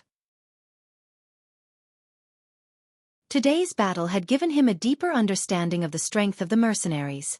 While he regretted not listening to Mu Ren's advice, he also decided to listen to his advice, which was to defend and not go out. They would wait until they took down Talu City and found a place to settle down before slowly making their next move. However, in order to prevent what happened during the day from happening again, Hu Boer called over another general, Hu Lin, and told him to prevent the mercenaries from sneaking into the camp before going to sleep. The truth proved that Hu Boer's worries were unnecessary. The mercenaries who had won during the day were sleeping peacefully in their own rooms. To them, the battle during the day was unavoidable, and it was a test between both sides. Even if it did not happen today, it would happen tomorrow. Once the test was over and they knew that they were not to be messed with, the Tatar army would be much more obedient. That way, the mercenaries would be able to sleep peacefully. Of course, there were still soldiers on duty at night. It was better to be safe than sorry. As the sun rose, a new day arrived, and Tiger's Man held a meeting. The various divisions and regiment commanders all came out to request for battle. In response, Tiger's Man did not say anything, and he only laughed at the vice commander beside him.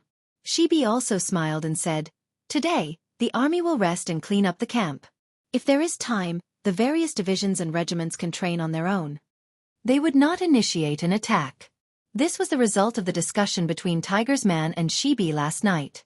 Now was not the time to fight one-on-one, and it was either you die or I die. Since there were 3 sides, if it was possible, it would be much better to just sit back and watch the tigers fight. Sitting back and watching the Beiming army and the Tatar army wear each other down. What was wrong with that? Shibi's words represented the intentions of the new army, and the other regiments and regiment commanders all left angrily and did their own things. Tiger's Man also informed the 6th young master of his and Shibi's decision, and they just sat back and watched the situation unfold. In the Tatar army camp, the scouts spread out for 8 miles and only stopped when they saw that they were about to reach the mercenary camp. Then, they attacked Tulu City with all their strength, as if they would not stop until they had taken down the city. In response, the Beiming army chose to defend the city with all their strength. Commander Shi Wanshan personally went up to the city tower and took the place of Commander Ning Wenfeng to defend the city, blocking the Tatar army's fierce attacks on the city again and again. In just one day, both sides had suffered considerable losses. Fortunately, on that night, 500 veterans and 10,000 new soldiers came to help, temporarily stabilizing the situation. Otherwise, it would have been extremely difficult to defend the city the next day. In the beginning city, Yang Qindong only glanced at the telegram sent by Tiger's Man and put it aside.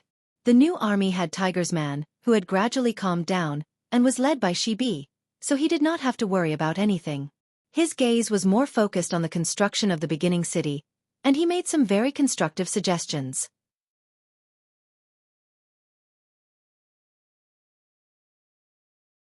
Chapter 848. First City was the first city he built on the grasslands, but it would not be the last. According to Yang Qindong's plan, he wanted to build a model here. In the future, when he built a city here, everyone could follow suit. In order to make this model as perfect as possible, he had to put in a lot of effort. Apart from the construction of First City, Yang Qindong was also fearlessly asking about the Mongol tribe in the Gobi Desert. The Mongol tribes were the biggest threat to the northwest of the beginning city. They were different from Hubo-Er's tribe.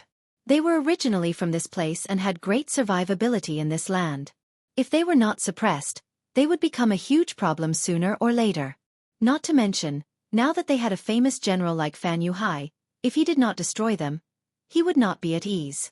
If he wanted to destroy someone, he did not only have to kill and cripple them, but he also had to run. As the ancient saying went, the best strategy was to attack the enemy, followed by attacking the enemy, followed by attacking the enemy.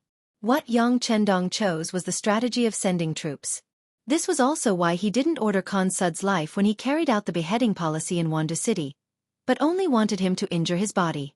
What he wanted was to create an opportunity for Fan Yuhai. Facing an injured Khan, he believed that a smart person would grasp the opportunity and know what to do. From the intelligence sent by the Security Bureau, It could be seen that Fan Yuhai did not disappoint. After the defeat in Wandu City, Fan Yuhai followed the Mongol army to the Gobi Desert Mongol tribe and settled down at the west of Inma River. The injured Sud Khagan, in order to stabilize the situation, temporarily handed over the military power to Fan Yuhai. This was to prevent the mercenaries from chasing after them. But as the days passed, the mercenaries didn't appear. While Sudra Khan heaved a sigh of relief, he became nervous at the same time. This was because he suddenly realized that the bodyguards around him had all been replaced. The people who used to follow him were also gone. Instead, they were replaced by unfamiliar faces. After asking, he found out that these people were Fan Yuhai's trusted aides. He was the one who gave the order to change the guard. Using the reason of ensuring Khan's absolute safety, on the surface, Khan was completely protected and isolated, but in reality, it was nothing more than house arrest. Fan Yuhai was an ambitious man. Yang Chendong had known this for a long time, so he gave him an opportunity. Sure enough, Fan Yuhai grabbed it and put Suda under house arrest, using him as a hostage to command his vassals. However, this was just the beginning of the house arrest. There were still too many people who did not understand. However, Yang Chendong knew in his heart that this matter would be exposed one day. Even if it was him, he had already arranged for Director Feng Liang to spread the news. It would not be long before there would be internal strife. He wanted to see how this famous general would decide. Below the city of Teru, the war was still raging. After suffering a loss in the first battle, the Tatar army and the new mercenary army seemed to have reached some kind of tacit understanding. The two sides did not fight and only faced each other. Speaking of which, both sides were afraid. The Tatar army was afraid of the muskets of the new mercenary army, and did not dare to charge rashly. The new mercenary army was afraid of the enemy's cavalry, which numbered nearly 40,000. If a real battle broke out, the muskets' power would be limited. Once the two sides fought, both sides would be injured. This was not what they wanted. It was precisely because of these misgivings that both sides settled down. As a result, the Baiming army had a hard time defending the city. When the Tatar army focused all of their energy and spearhead on Tulu city, the pressure on Shi Huanshan multiplied and he was in an abyss of suffering every day. Previously, when the Tatar army attacked the city, they only used infantry. These well-trained siege soldiers were already a headache for the Baiming army. However, when the mercenaries and the Tatar army were in a stalemate and neither side had the intention to send out troops, the Tatar cavalry also came into play. They arrived at the city walls and continuously shot arrows at the buildings, killing a large number of northern Ming recruits who did not have much combat experience. Teru, which was already in a precarious situation, was in even more danger. The number of casualties was constantly rising. If this continued, the city would not be able to hold on for much longer. Another tiring day passed. The exhausted Shi Huanshan and Ning Wenfeng returned to the yamen of the city lord's mansion. They sat in the courtyard and drank tea while looking at each other without saying a word. Guardian eunuch Deng Chong had already returned to the Xian mansion. He even brought back the commander Gu Feng. He said that he was bringing the general back to recuperate, but in reality, it was just an excuse for him to avoid responsibility. As long as he wasn't in the city, once Talu city fell, this responsibility wouldn't have much to do with him. At that time with Gu He, this general, in his hands, the safety of the Xian manor would be guaranteed. What a wonderful plan! I said that we shouldn't have taken Teru. This city is extremely important, but its walls aren't that high. We're just asking for trouble. The emotionless Ning Wenfeng finally couldn't hold back any longer and slapped the stone table in the courtyard. After several days of bitter fighting, even the most even-tempered person would have been worn in. How could Ning Wenfeng's reaction not be exactly what Shi Huanshan had been thinking? But he was keenly aware that there was no way out of this situation. He had sent a messenger 800 li to the capital to ask a few officials who were on good terms with him. All of their answers were basically the same. The Imperial court viewed this battle with great importance, and if they lost, an Imperial edict condemning them would immediately be issued. When that time came, they would be guilty of Baiming. Shi Huanshan, who had worked so hard to get to this day and had even been a bandit, naturally didn't want to lose everything. What he needed to do was think of a way to protect Teru. Suppressing his anger, Shi Huanshan asked, Wenfeng, what do you think if we kill our way out and send someone to ask for reinforcements from the mercenaries? Ask for reinforcements? Ning Wenfeng raised his head and looked at the hopeful Shi Wanshan. He shook his head and said, Commander, it's not that I want to discourage you, but if you were a mercenary, would you intervene at this time? This. Shi Wanshan was speechless. He knew that his suggestion just now was somewhat idiotic, but he really couldn't think of a better idea. Behind them was the Xian residence, which also lacked soldiers. They might have the strength to defend the city, but they definitely didn't have the strength to send reinforcements.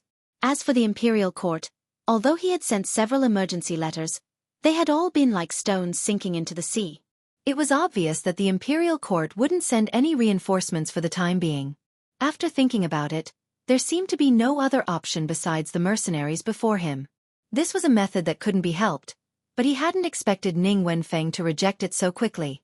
Sitting across from him, Ning Wenfeng understood Shi Wanshan's thoughts, but he still couldn't help but say, Commander, there's no need for this idea. Right now, the mercenaries are probably looking forward to us and the Tatar army fighting until both sides are heavily wounded. Why would they intervene at this time? But once Talu City changes hands, one of their supply routes will be cut off. Will the loyal guild allow this to happen? Shi Wanshan still wanted to argue. So what if the supply route is cut off? Isn't there still the New Dusi region? That was originally the loyal guild's backup plan.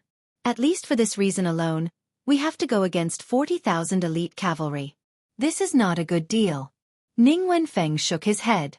With such an attitude, such a decisive answer, Shi Wanshan was speechless. Perhaps he also had such thoughts in his heart, otherwise, he would have sent someone to deliver a letter to the mercenaries. However, at the moment, he really couldn't find a solution other than this method. With a sigh, Shi Wanshan closed his mouth again. Only when he was drinking tea would he suddenly open his mouth, as if he had a grudge against the teacup and the tea leaves. Silence. Another silence, representing the bitterness and helplessness in the hearts of the two generals. At this moment, a guard outside the door walked in and half knelt on the ground. Sir, there is a person outside the residence who calls himself the Loyal Guild's messenger asking for an audience. The Loyal Guild's messenger? When they heard the voice, the eyes of the two men who were originally dispirited lit up. Shi Wanshan even opened his mouth abruptly after a breath of time. Please, please. If it weren't for his own status, Shi Wanshan would have already stood up to greet him. But even if he didn't do so, the two words, please, from his mouth were enough to express his excitement. The bodyguard retreated. Less than half a cup of tea's time had passed, but from Shi Wanshan's point of view, it seemed like a long time had passed. Finally, a man dressed in plain clothes walked into the backyard. The bodyguard beside him had already proved his identity. This commoner Can greets the two generals. The man cupped his fists and bowed slightly, then stood up straight again. He had an expression that was neither servile nor overbearing. Although he was a commoner, how many commoners could still act so naturally in front of the commander-in-chief? Just from this aspect alone, this person was different from ordinary people in many ways. So it's Mr. Yu. Please take a seat. Ning Wenfeng said with a spring breeze smile on his face. Before the identity of this person was clear, this kind of reception was naturally done by him as a subordinate official. As he spoke, he waved his hand at the guard at the side, indicating for him to withdraw. Soon, only the three of them were left in the small courtyard. Can tasted the fragrant tea in front of him under Ning Wenfeng's indication. After a light sip, he nodded slightly. Not bad, good tea. Hee. Now that the war is imminent, we didn't know you were coming, so we didn't prepare well. However, the Duke of Loyalty and Courage must have some exceptional tea. Ning Wenfeng laughed mischievously, not forgetting to point the spearhead at the topic he wanted to discuss. Even now, he was still very suspicious of Yukan's identity.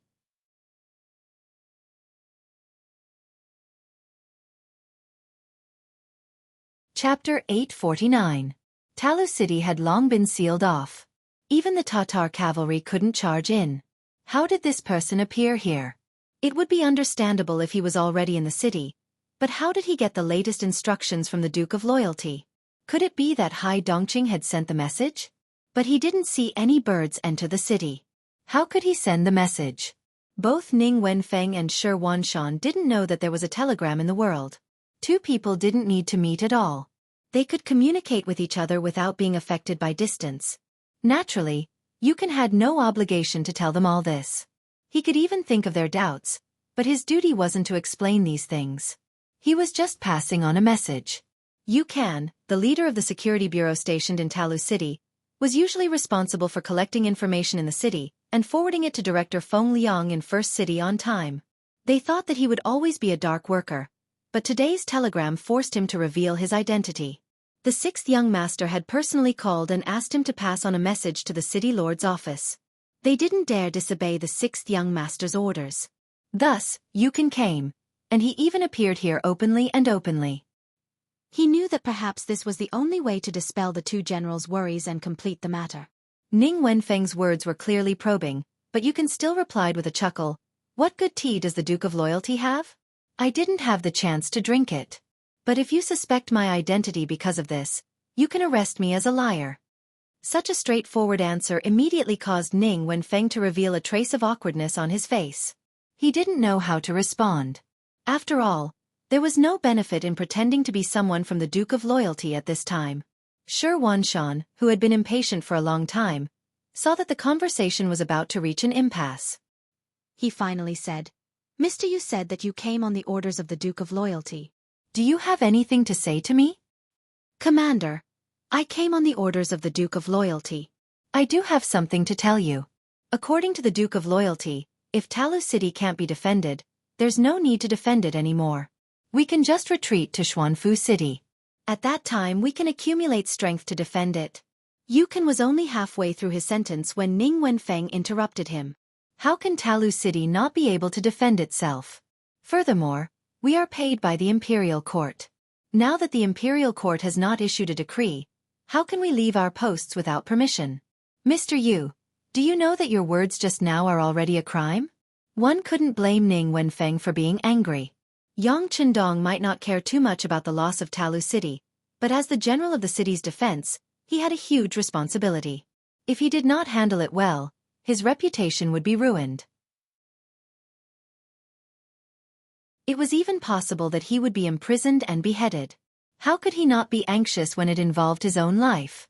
After Ning Wenfeng said this, Yukon closed his mouth. He first shook his head, then tasted the tea. He was not frightened by the other party's words. Yukon's calmness landed in the eyes of Shi Wanshan, who was standing beside him. His eyes could not help but light up. This person was so calm. Either he had something to rely on, or he had already disregarded life and death. Regardless, he believed that no one would come here to throw their lives away. He immediately suppressed Ning Wenfeng, who was about to explode, and smiled at Yukon. "Mr. Yu, you must have something else to say." This commander is willing to listen with respectful attention. Since Shi Wanshan had spoken in this manner, Ning Wenfeng could only forcefully suppress the anger in his heart. After which, he viciously stared at Yukon. He wanted to see what this person was going to say next. If he continued to spout nonsense, he would not care if the other party was truly a loyal person. He would take him down first. Yukon slowly put down his teacup. He looked at Shi Wanshan and said word by word, "The Duke of Loyalty said that Talu City can be abandoned, but Xuanfu City cannot be abandoned. As long as the commander defends Xuanfu and does not let the Tatar army take a single step forward, Talu City will return to the general's hands in 1 or 2 months at most." Shi Wanshan was stunned. He already knew there was more to it, but he didn't expect it to be like this. As his thoughts spun, he seemed to have thought of something. Is the Duke of Loyalty going to take action against the Tatar cavalry? What? Didn't the Duke of Loyalty send out troops a long time ago? Yukon replied with a smile. Yes, he did send out troops, but he didn't just put on a show. Ning Wenfeng finally had a chance to interject. He didn't know why, but the calmer Yukon was, the more he found him to be an eyesore. He came to his territory, and his little life was in his hands, yet he could still be as steady as Mount Tai. It was truly infuriating. Yukon seemed to be used to Ning Wenfeng's provocation. He didn't answer his question, but continued to speak with a calm expression. "I came here on behalf of the Duke of Loyalty to deliver a message. As for whether you believe it or not, that's my problem. Of course you can also capture me, or even torture me. I can't guarantee whether or not I can keep the secret in my heart. But in this way, It will delay the two generals' time to make a choice.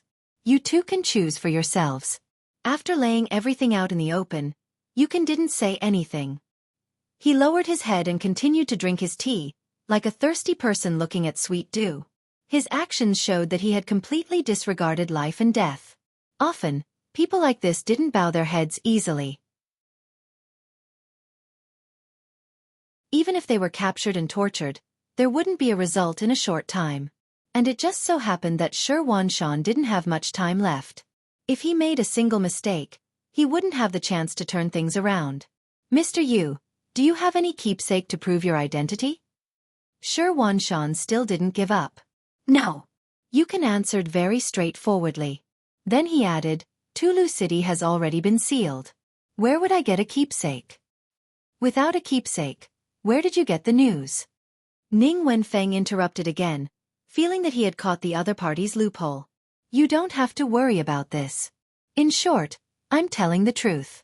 Whether you believe me or not, you two generals can consider it yourselves. Yukon definitely wouldn't tell them about the telegram. This was still a secret to the other forces. Of course, the longer it was hidden, the more advantageous it would be. The stubborn Yukon immediately made Ning Wenfeng give birth to a kind of feeling of not knowing where to cut. At that moment, he shifted his gaze to Shan. It was obvious that he wanted the commander to make the decision. Shan frowned. Yukon's appearance was too unexpected. He couldn't make a decision in a short time. He still needed more time to consider. He slowly raised his head. Mr. Yu, thank you for your information. How about this? I'll think about it before making a decision. Now, please go back and rest. All right, there's no need to inform this commoner of your decision. It won't take long for the whole world to know of your decision. Yukon knew that his mission was completed. There was no point in staying any longer. He stood up, nodded to the two generals, and turned to leave. Outside the door, when the bodyguard escorted Yukon out, he saw the signal in Shan's eyes. He lightly nodded his head to show that he understood. Once Yukon left, Ning Wenfeng didn't care about anything else and said anxiously, Commander, you don't really believe that he was sent by the Duke of Loyalty and Courage, do you? He doesn't have anything on him to prove himself. If we can't get out, how can we prove it? Shan asked back and said, At this moment, do we have any other choice? But why did the Duke of Loyalty and Courage do this? Ning Wenfeng was speechless, so he changed his way of asking. Didn't you say it before? The Duke of Loyalty and Courage wants this supply route. This is the reason. Shan suddenly stood up, as if he was convincing himself, or perhaps he had already made a decision in his heart. Yukon left the city lord's mansion and returned to his own courtyard. He quickly turned off the lights and went to sleep. The bodyguard sent to follow him didn't find anything out of the ordinary, so he could only send someone else to keep watch while he hurried back to report the situation. Shan had long been prepared for this. Since Yukon dared to show himself, he would naturally clean up all the loose ends. He knew that it was impossible to find an answer from Yukon. However, Shan didn't want to let him go. Once he left Tulu City, he would take this person with him. If he wasn't sent by the Duke of Loyalty and Courage, then he would take his life before he died. It was also from this night that the Baiming army made preparations to retreat. Carriages carrying supplies to and from the Xian Manor came and went without end. 3 days later, Shan, who had been guarding the city with great difficulty, finally made preparations to leave the city when night fell. In order to prevent the Tatar army from discovering them, he left behind 2 Baihu officers and had them walk around with torches in hand, creating the illusion that the army was still there. In the end, Shan decided to believe Yukon's words and withdraw from Tulu City. When he and Song Wenfeng left the city lord's mansion, Yukon was already waiting in front of the main entrance with a bundle on his back. He clearly knew that the other party wouldn't let him stay here, so he might as well take the initiative and leave with them. Since Yukon was so tactful, Shan, who had no intention of turning hostile, walked over with a smile. What is the meaning of this, Sir Yu? Do you want to leave with us? There are no more Baiming army or civilians in the city. Yukon has no value in staying here, so I'll have to trouble the commander. Yukon stood there with a smile on his face, looking as if he had nowhere else to go. Haha, good. Men, prepare a group of good horses for Sir Yu to leave with us. Shi Wanshan laughed heartily. Regardless of whether or not this Yukan was a loyal and courageous man, his courage and insight were enough to make him admire him greatly. In the dark night, torches stretched out in all directions. The Biming army retreated from Tulu City, leaving behind an empty and resourceless ancient city.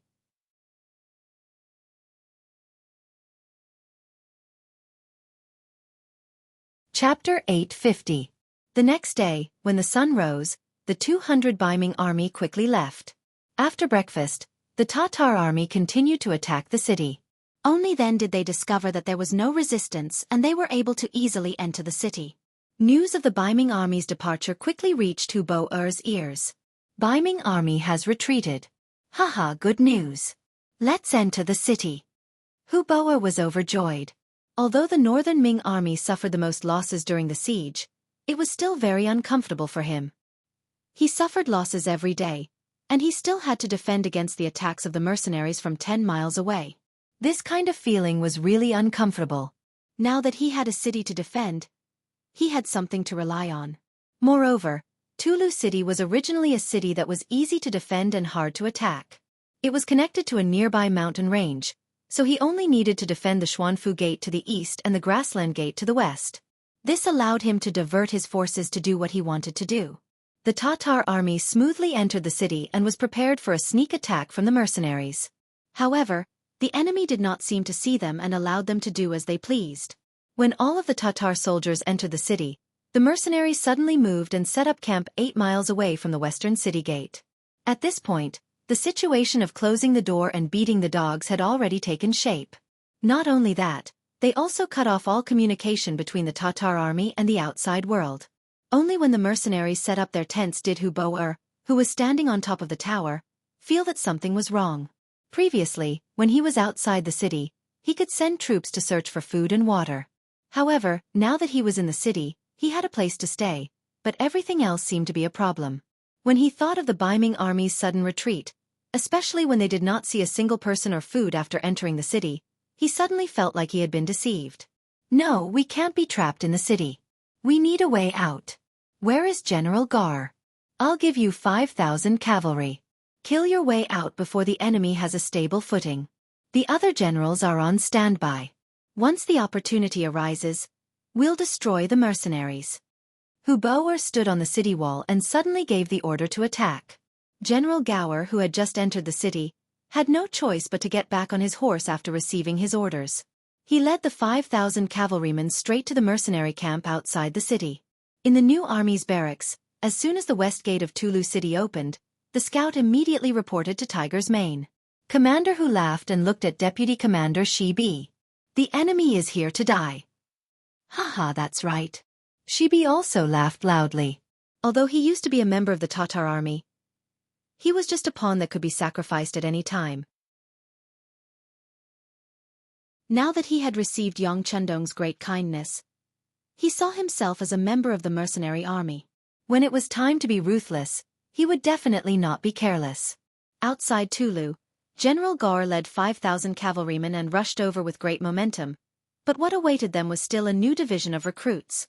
In the previous battle, they didn't do anything. They only stood at the front as human shields. According to their commander, Hu Mang, the new army should first train their courage so that they wouldn't be weak in the knees when they went on the battlefield to kill. Reality had already proven that many of the new soldiers showed expressions of fear when facing the charge of the Tatar cavalry last time. Even though they knew they had the support of the army behind them, they still couldn't help but be afraid. Fortunately, no one wet their pants in fear, so they passed the test. Now, another test was about to begin. With the experience from last time, it could be seen that the quality of the new soldiers had improved quite a bit. At the very least, the fear on their faces had lessened a lot. Many of the new soldiers even showed signs of eagerness to fight. Gore, who was charging forward, saw that the mercenaries were still using the same trick as the last time. For some reason, his heart started to pound as he rode on his horse. He had a premonition that he wouldn't be able to gain any benefits this time. But when he thought about how General Hu Bo-er was looking at him from the city wall tower behind him, he couldn't turn back. He could only lead the army forward. But in the process of charging, he intentionally slowed down and stayed at the back. Last time, General Mazem had been killed by a musket. With this experience, he wouldn't be so easily fooled. Gar's premonition was very accurate.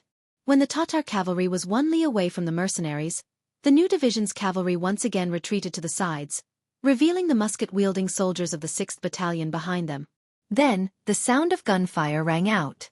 One after another, the charging Tatar cavalry were shot off their horses. The smell of blood had already filled the air before the two sides had even come into contact. This scene greatly slowed the charging Tatar cavalry. Kill! Ma Xianxia, the commander of the light cavalry regiment, shouted again. A regiment of 2,000 light cavalry poured out in full force, heading straight for the Tatar army that had already been frightened by the muskets. Retreat!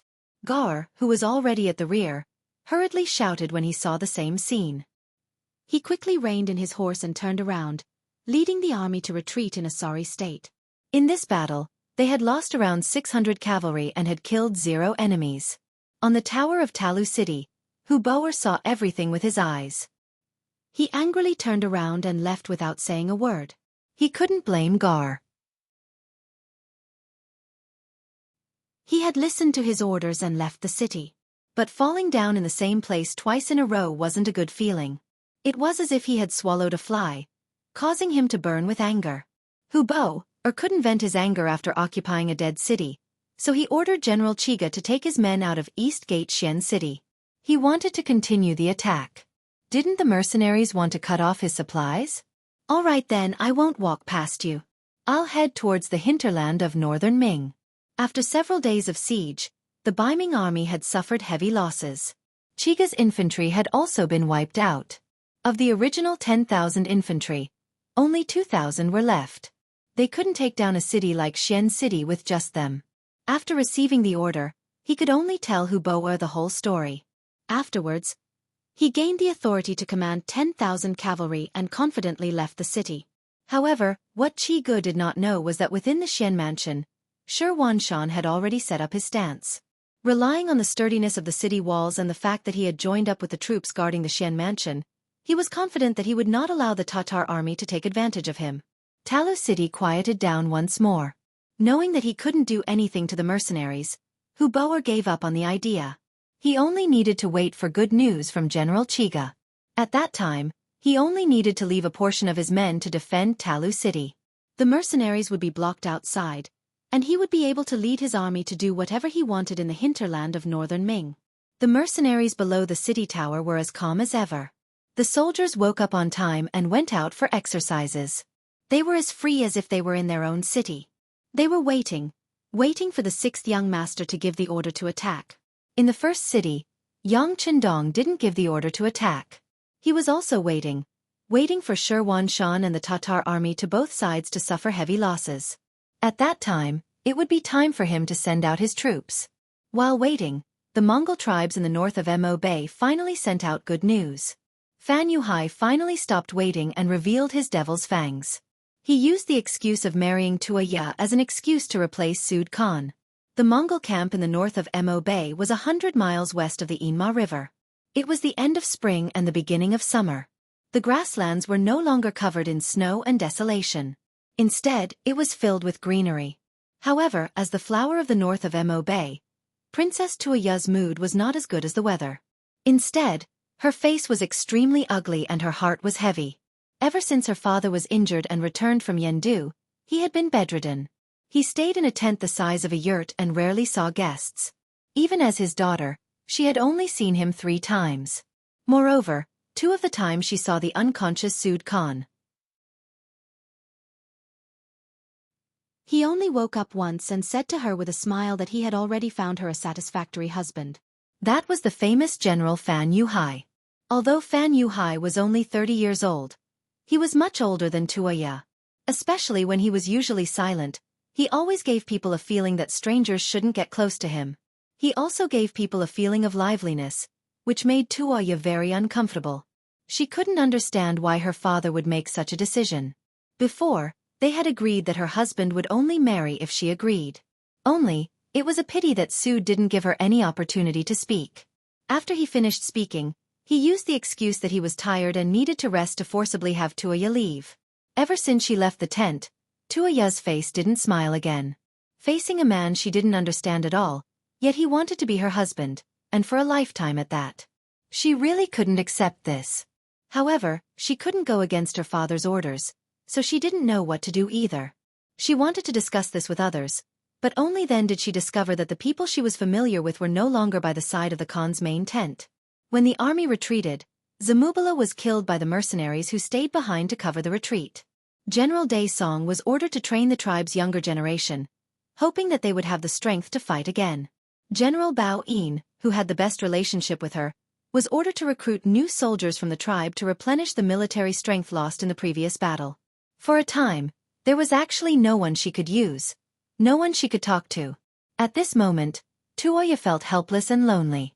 Before Tuoya was born, Sood was already the leader of a large force. After that, he, who had the bloodline of the Golden family, called himself the Khan. In other words, from the moment she was born, she had a noble status. She stretched out her hand for clothes, opened her mouth for food, and rarely did anything go wrong. The only time he had been rejected was when he saw the white dragon horse by the stream and wanted to buy it, but he was rejected.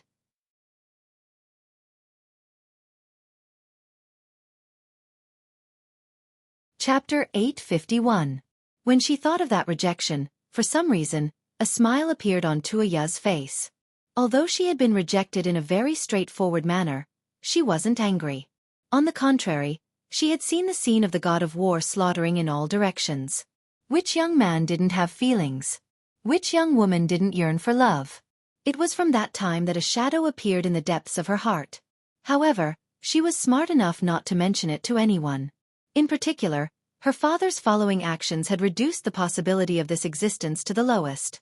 This time, her father had been injured by a flintlock. Tuoya knew even more clearly that the distance between her and that man would only grow further and further. After all, no woman of the grasslands would choose to marry an enemy. She turned her mind back and thought about the problem in front of her. Tuoya became troubled again. She didn't like Fan Yuhai and always felt that she couldn't see through this man. She didn't want to live in this kind of unhappiness for the rest of her life, so she secretly made a decision. She would find an opportunity to enter the king's tent. She wanted to see her father and explain things clearly. Although she wasn't good at fighting, women seemed to be born good at acting. After Tuoya secretly made a decision, her performance was no different from normal. Even when some of the maids began to prepare clothes for her before marriage, she still greeted them with a smile. There wasn't the slightest hint of disobedience. Involuntarily, the expressions of the guards responsible for watching her became relaxed. Once Tuoya really married General Fan, she would become their mistress. Of course, it was best not to offend such a woman if possible. This day, as usual, Tuoya walked out of the yurt after eating dinner and went to the nearby grasslands to enjoy the night scenery. This had become a habit for the past few days. This was also her preparation for the following actions. In the past few days, it had been like this time and time again. The guards who were watching her were used to it. As long as she didn't disappear from their sight, they would let her do whatever she wanted. This was originally an order from General Fan. The fruits that were just delivered are not bad. How about this? Take out some for my father to try. Under the moon, the princess dressed in bright red robes waved her hand as she spoke. Beside her, a woman dressed in a maid's robe immediately acknowledged the order. Carrying a plate of fruits, she retreated, then lowered her head and walked towards the Khan's tent 100 meters away. She was only an attendant, so no one would pay attention to her. Even when she walked past the guards that were keeping watch, sure enough, no one took a second glance at her, and this caused Tuoya, who was extremely nervous in her heart, to be unable to help but heave a sigh of relief. Yes, the maid was Tuoya. The real maid was disguised as Tuoya and was sitting on a chair looking at the night sky. Taking advantage of the fact that no one was paying attention to her, Tuoya arrived in front of the main tent. The two guards guarding outside blocked her path. Who is it? Generals, this maid has brought a plate of fruits to the Khan under the orders of the princess. Please make an exception and don't make things difficult for the servants. Tuoya lowered her head as much as possible, not allowing the other party to see her face clearly. She then spoke in a slightly submissive tone. In the past few days, Tuoya had learned a lot from the maids in her own tent. She had also learned some of the daily actions. The two maids guarding the door didn't suspect anything. They merely took a look at the plate of fruits and didn't discover anything unusual. After that they waved their hands. The Khan is resting. Quickly enter and quickly leave. Many thanks to the two generals. Tuoya lowered her voice and a trace of joy flashed across her face. Then she stepped into the tent. Compared to the night sky outside, the yurt was much warmer inside, and there was also the smell of medicine. The moment Tuoya entered, she frowned. She hated the smell of medicine, but when she thought of her mission, she endured it and strode to the sleeping Suda's side. Then, she saw the scene of her father sleeping peacefully.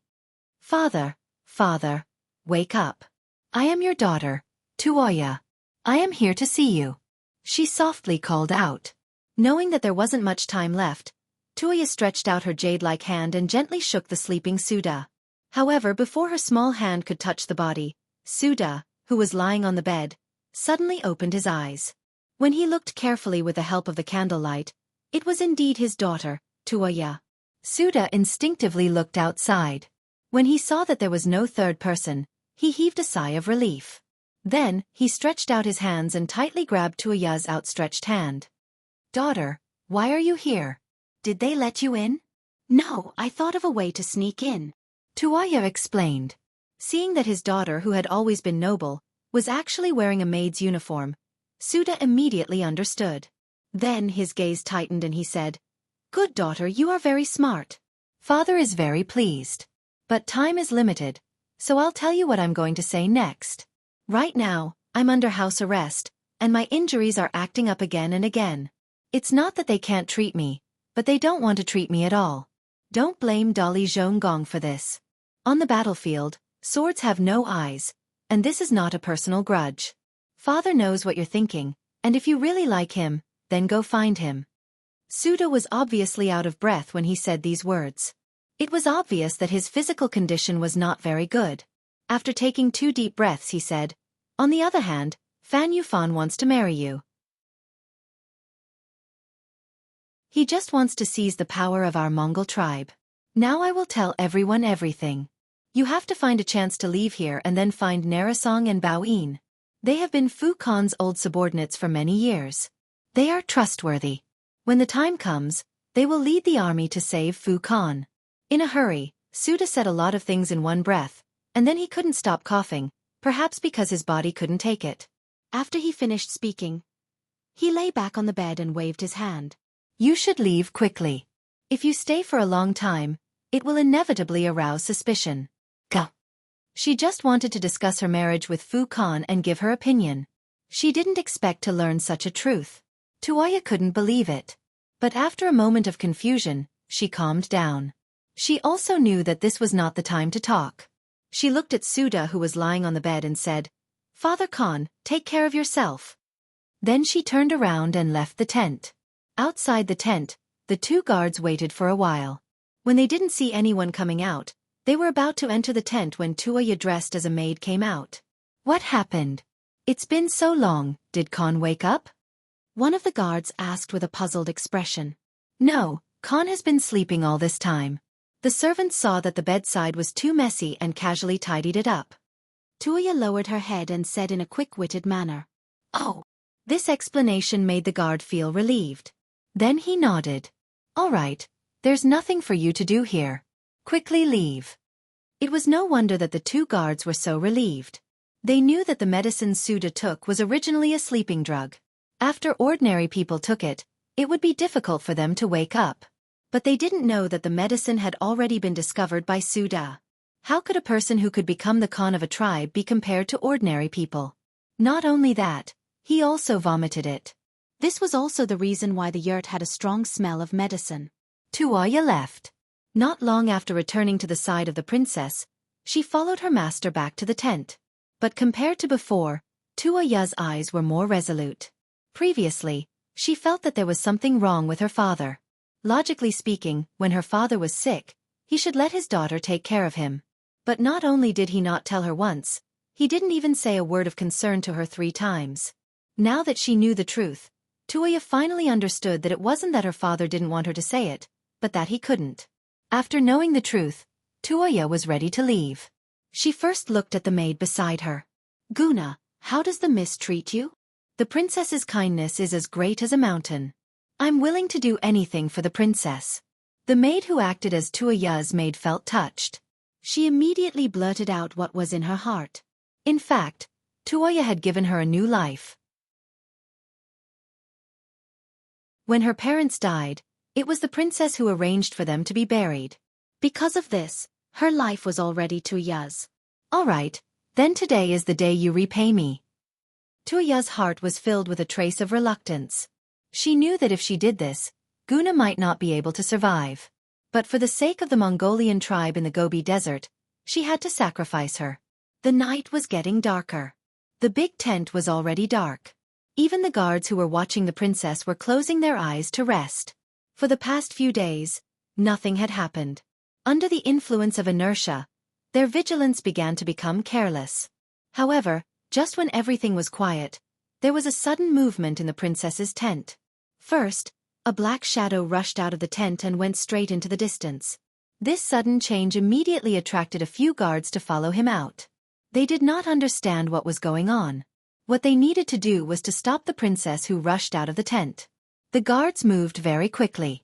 In less than half a cup of tea's time, they had stopped the woman who was running away with all her might. Then, one of them stood in front of the woman politely and cupped his fist. Princess, it's late. You should go back and rest. After he finished speaking, the guard raised his head. When he raised his head, his eyes were filled with shock. You are not the princess. You are her maid. Ha ha ha. At this moment, Guna revealed a victorious smile. Accompanied by her laughter, there was a sudden panic in the horse shed not far away. Then, a black-clothed figure madly galloped out, charging out of the unguarded tent and into the endless night. A moment later, a few more war horses followed the black shadow into the night. What happened here was immediately reported to Fan Yuhai, who was sleeping in the tent. The person who came to report was Zhang Meng. He was the person in charge of Sud Khan's safety. He was in charge of everything in the Khan's camp. However, he never expected that the seemingly obedient Princess Tuoya would suddenly become a different person, leaving the camp on her own accord.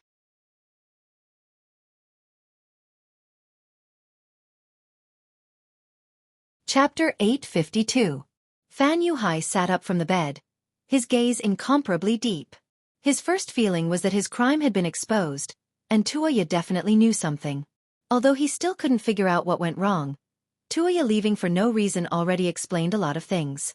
Immediately send someone to inform General Lu Duo, who is training nearby, to come back. Spread the news that Tuoya went against the Khan's betrothal and ran away.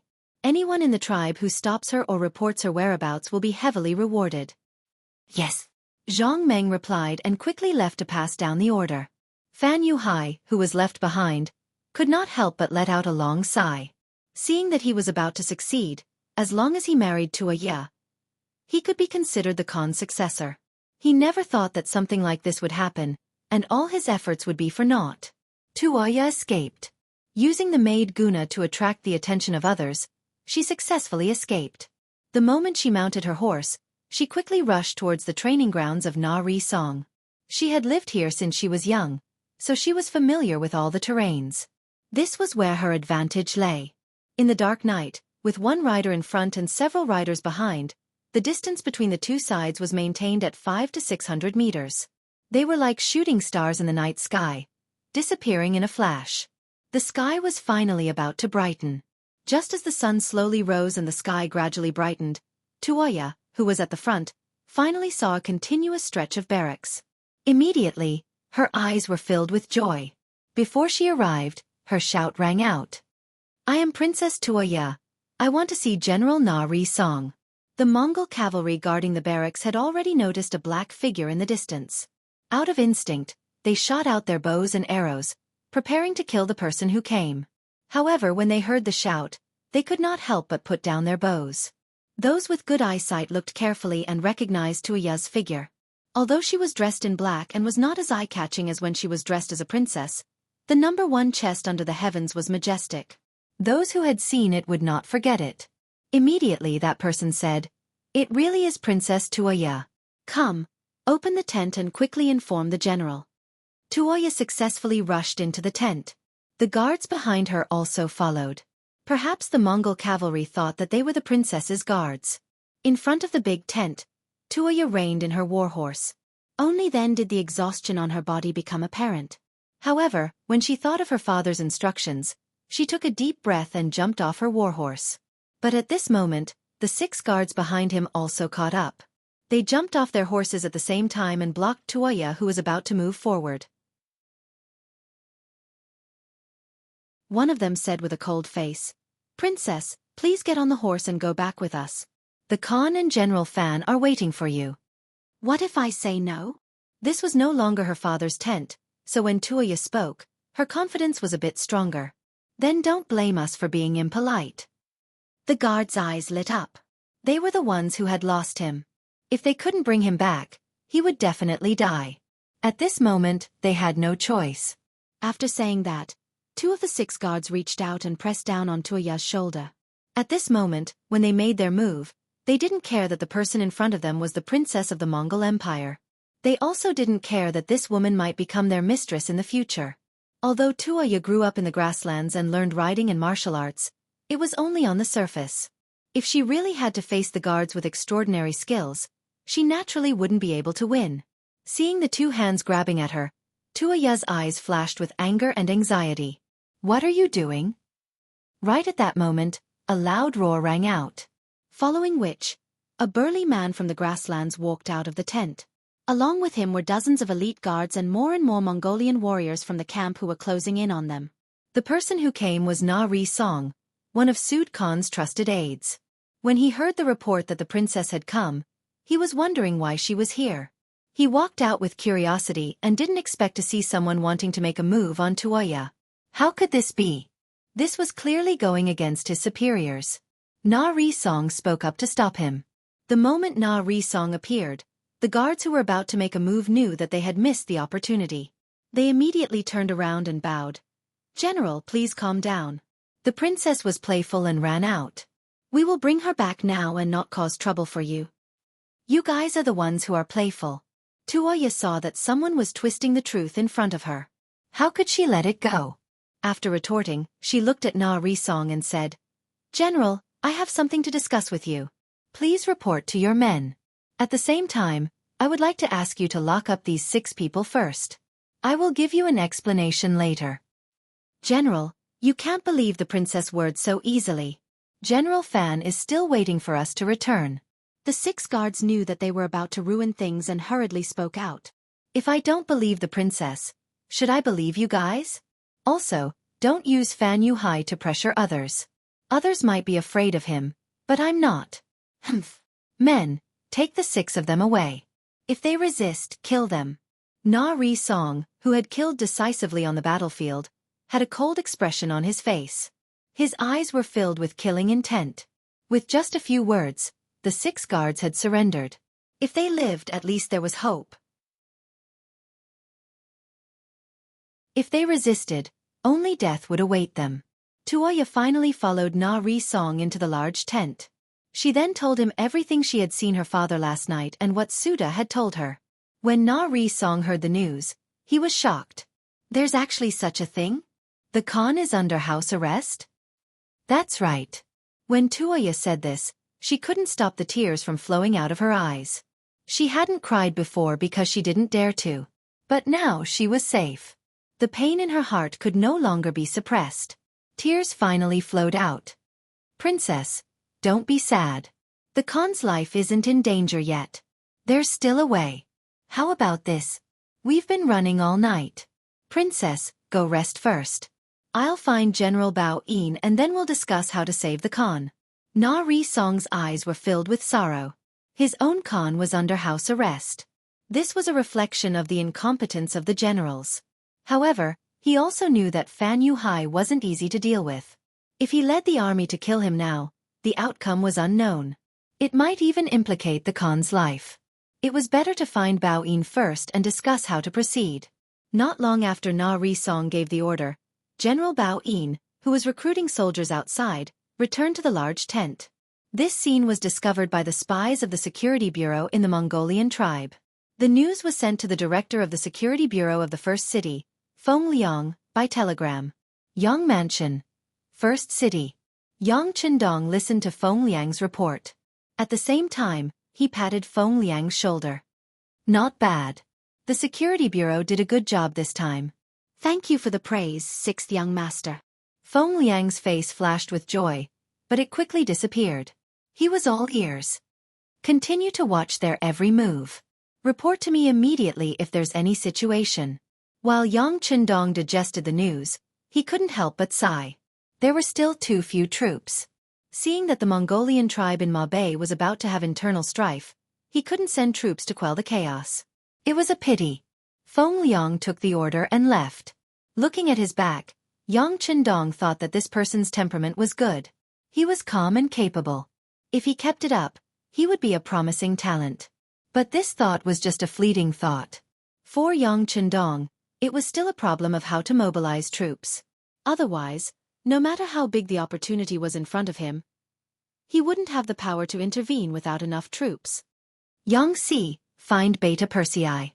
After nodding to Xianxia beside him, Yang Qindong sat back on the chair. Wu Sheng's 3rd Division had been sent to the north.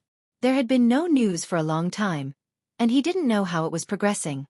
Tiger's Mane's 1st Army was stationed under Tulu City and couldn't be mobilized.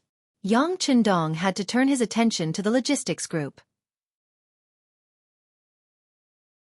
Although it was called the logistics group, its strength was incomparable. When the number of prisoners reached its peak, the number of prisoners reached more than 10,000. In the eyes of other forces, this would definitely be a good army. But for Yang Qindong, who pursued elite troops, he only used them as a construction team and good labor. While he was thinking about the problem, Beta Persei rushed over from outside the courtyard. Since Xianxia and Yang Lu arrived at the beginning city, his work pressure had decreased a lot, and he had put more energy into the logistics group. As soon as he entered the courtyard, he first saluted Yang Qindong and then said, "Young master, Beta Persei is here to report." Humph. Clever boy. Looking at Beta Persei's businesslike appearance, Yang Qindong said with a smile in his eyes, which immediately attracted Xia's laughter. The atmosphere was very relaxed when they were together. Yang Qindong casually pointed to the table in front of him, where there was an open box of God of War cigarettes. Beta Persei didn't stand on ceremony and reached out to take it. He first gave one to the 6th young master, then casually lit one for himself. As for Xianxia, he didn't like this kind of thing, so he just let it go. When the smoke lingered, Yang Qindong slowly said, "If the logistics group is pulled up, how many people can they fight?" When it came to business, Beta Persei's expression became much more serious. Faced with this question, he didn't answer immediately. Instead, after a little hesitation and thought, he nodded and said, "About 5,000 people. They can probably reach the combat strength of a C-rank army." In Xianxia, the combat strength of a team would be at different levels according to different grades. For example, the Cold Front naturally had the highest combat strength, which was A rank. For example, the veterans of the new army could basically reach B rank. The D rank was generally the so-called militia and reserve. They had only undergone simple military training and might be able to win by relying on their numbers. Once they gnawed on a hard bone, it was basically impossible to point at them. There were also the Black Knights of the Guards. With their strong individual combat quality and elite equipment combination, their combat strength could reach the terrifying S rank. Unfortunately, there were too few such troops and it would take too much effort to train them. It was not desirable. You're tuning in to the Wisdom Diary YouTube channel. Don't forget to subscribe and join us on this journey to catch the most captivating stories.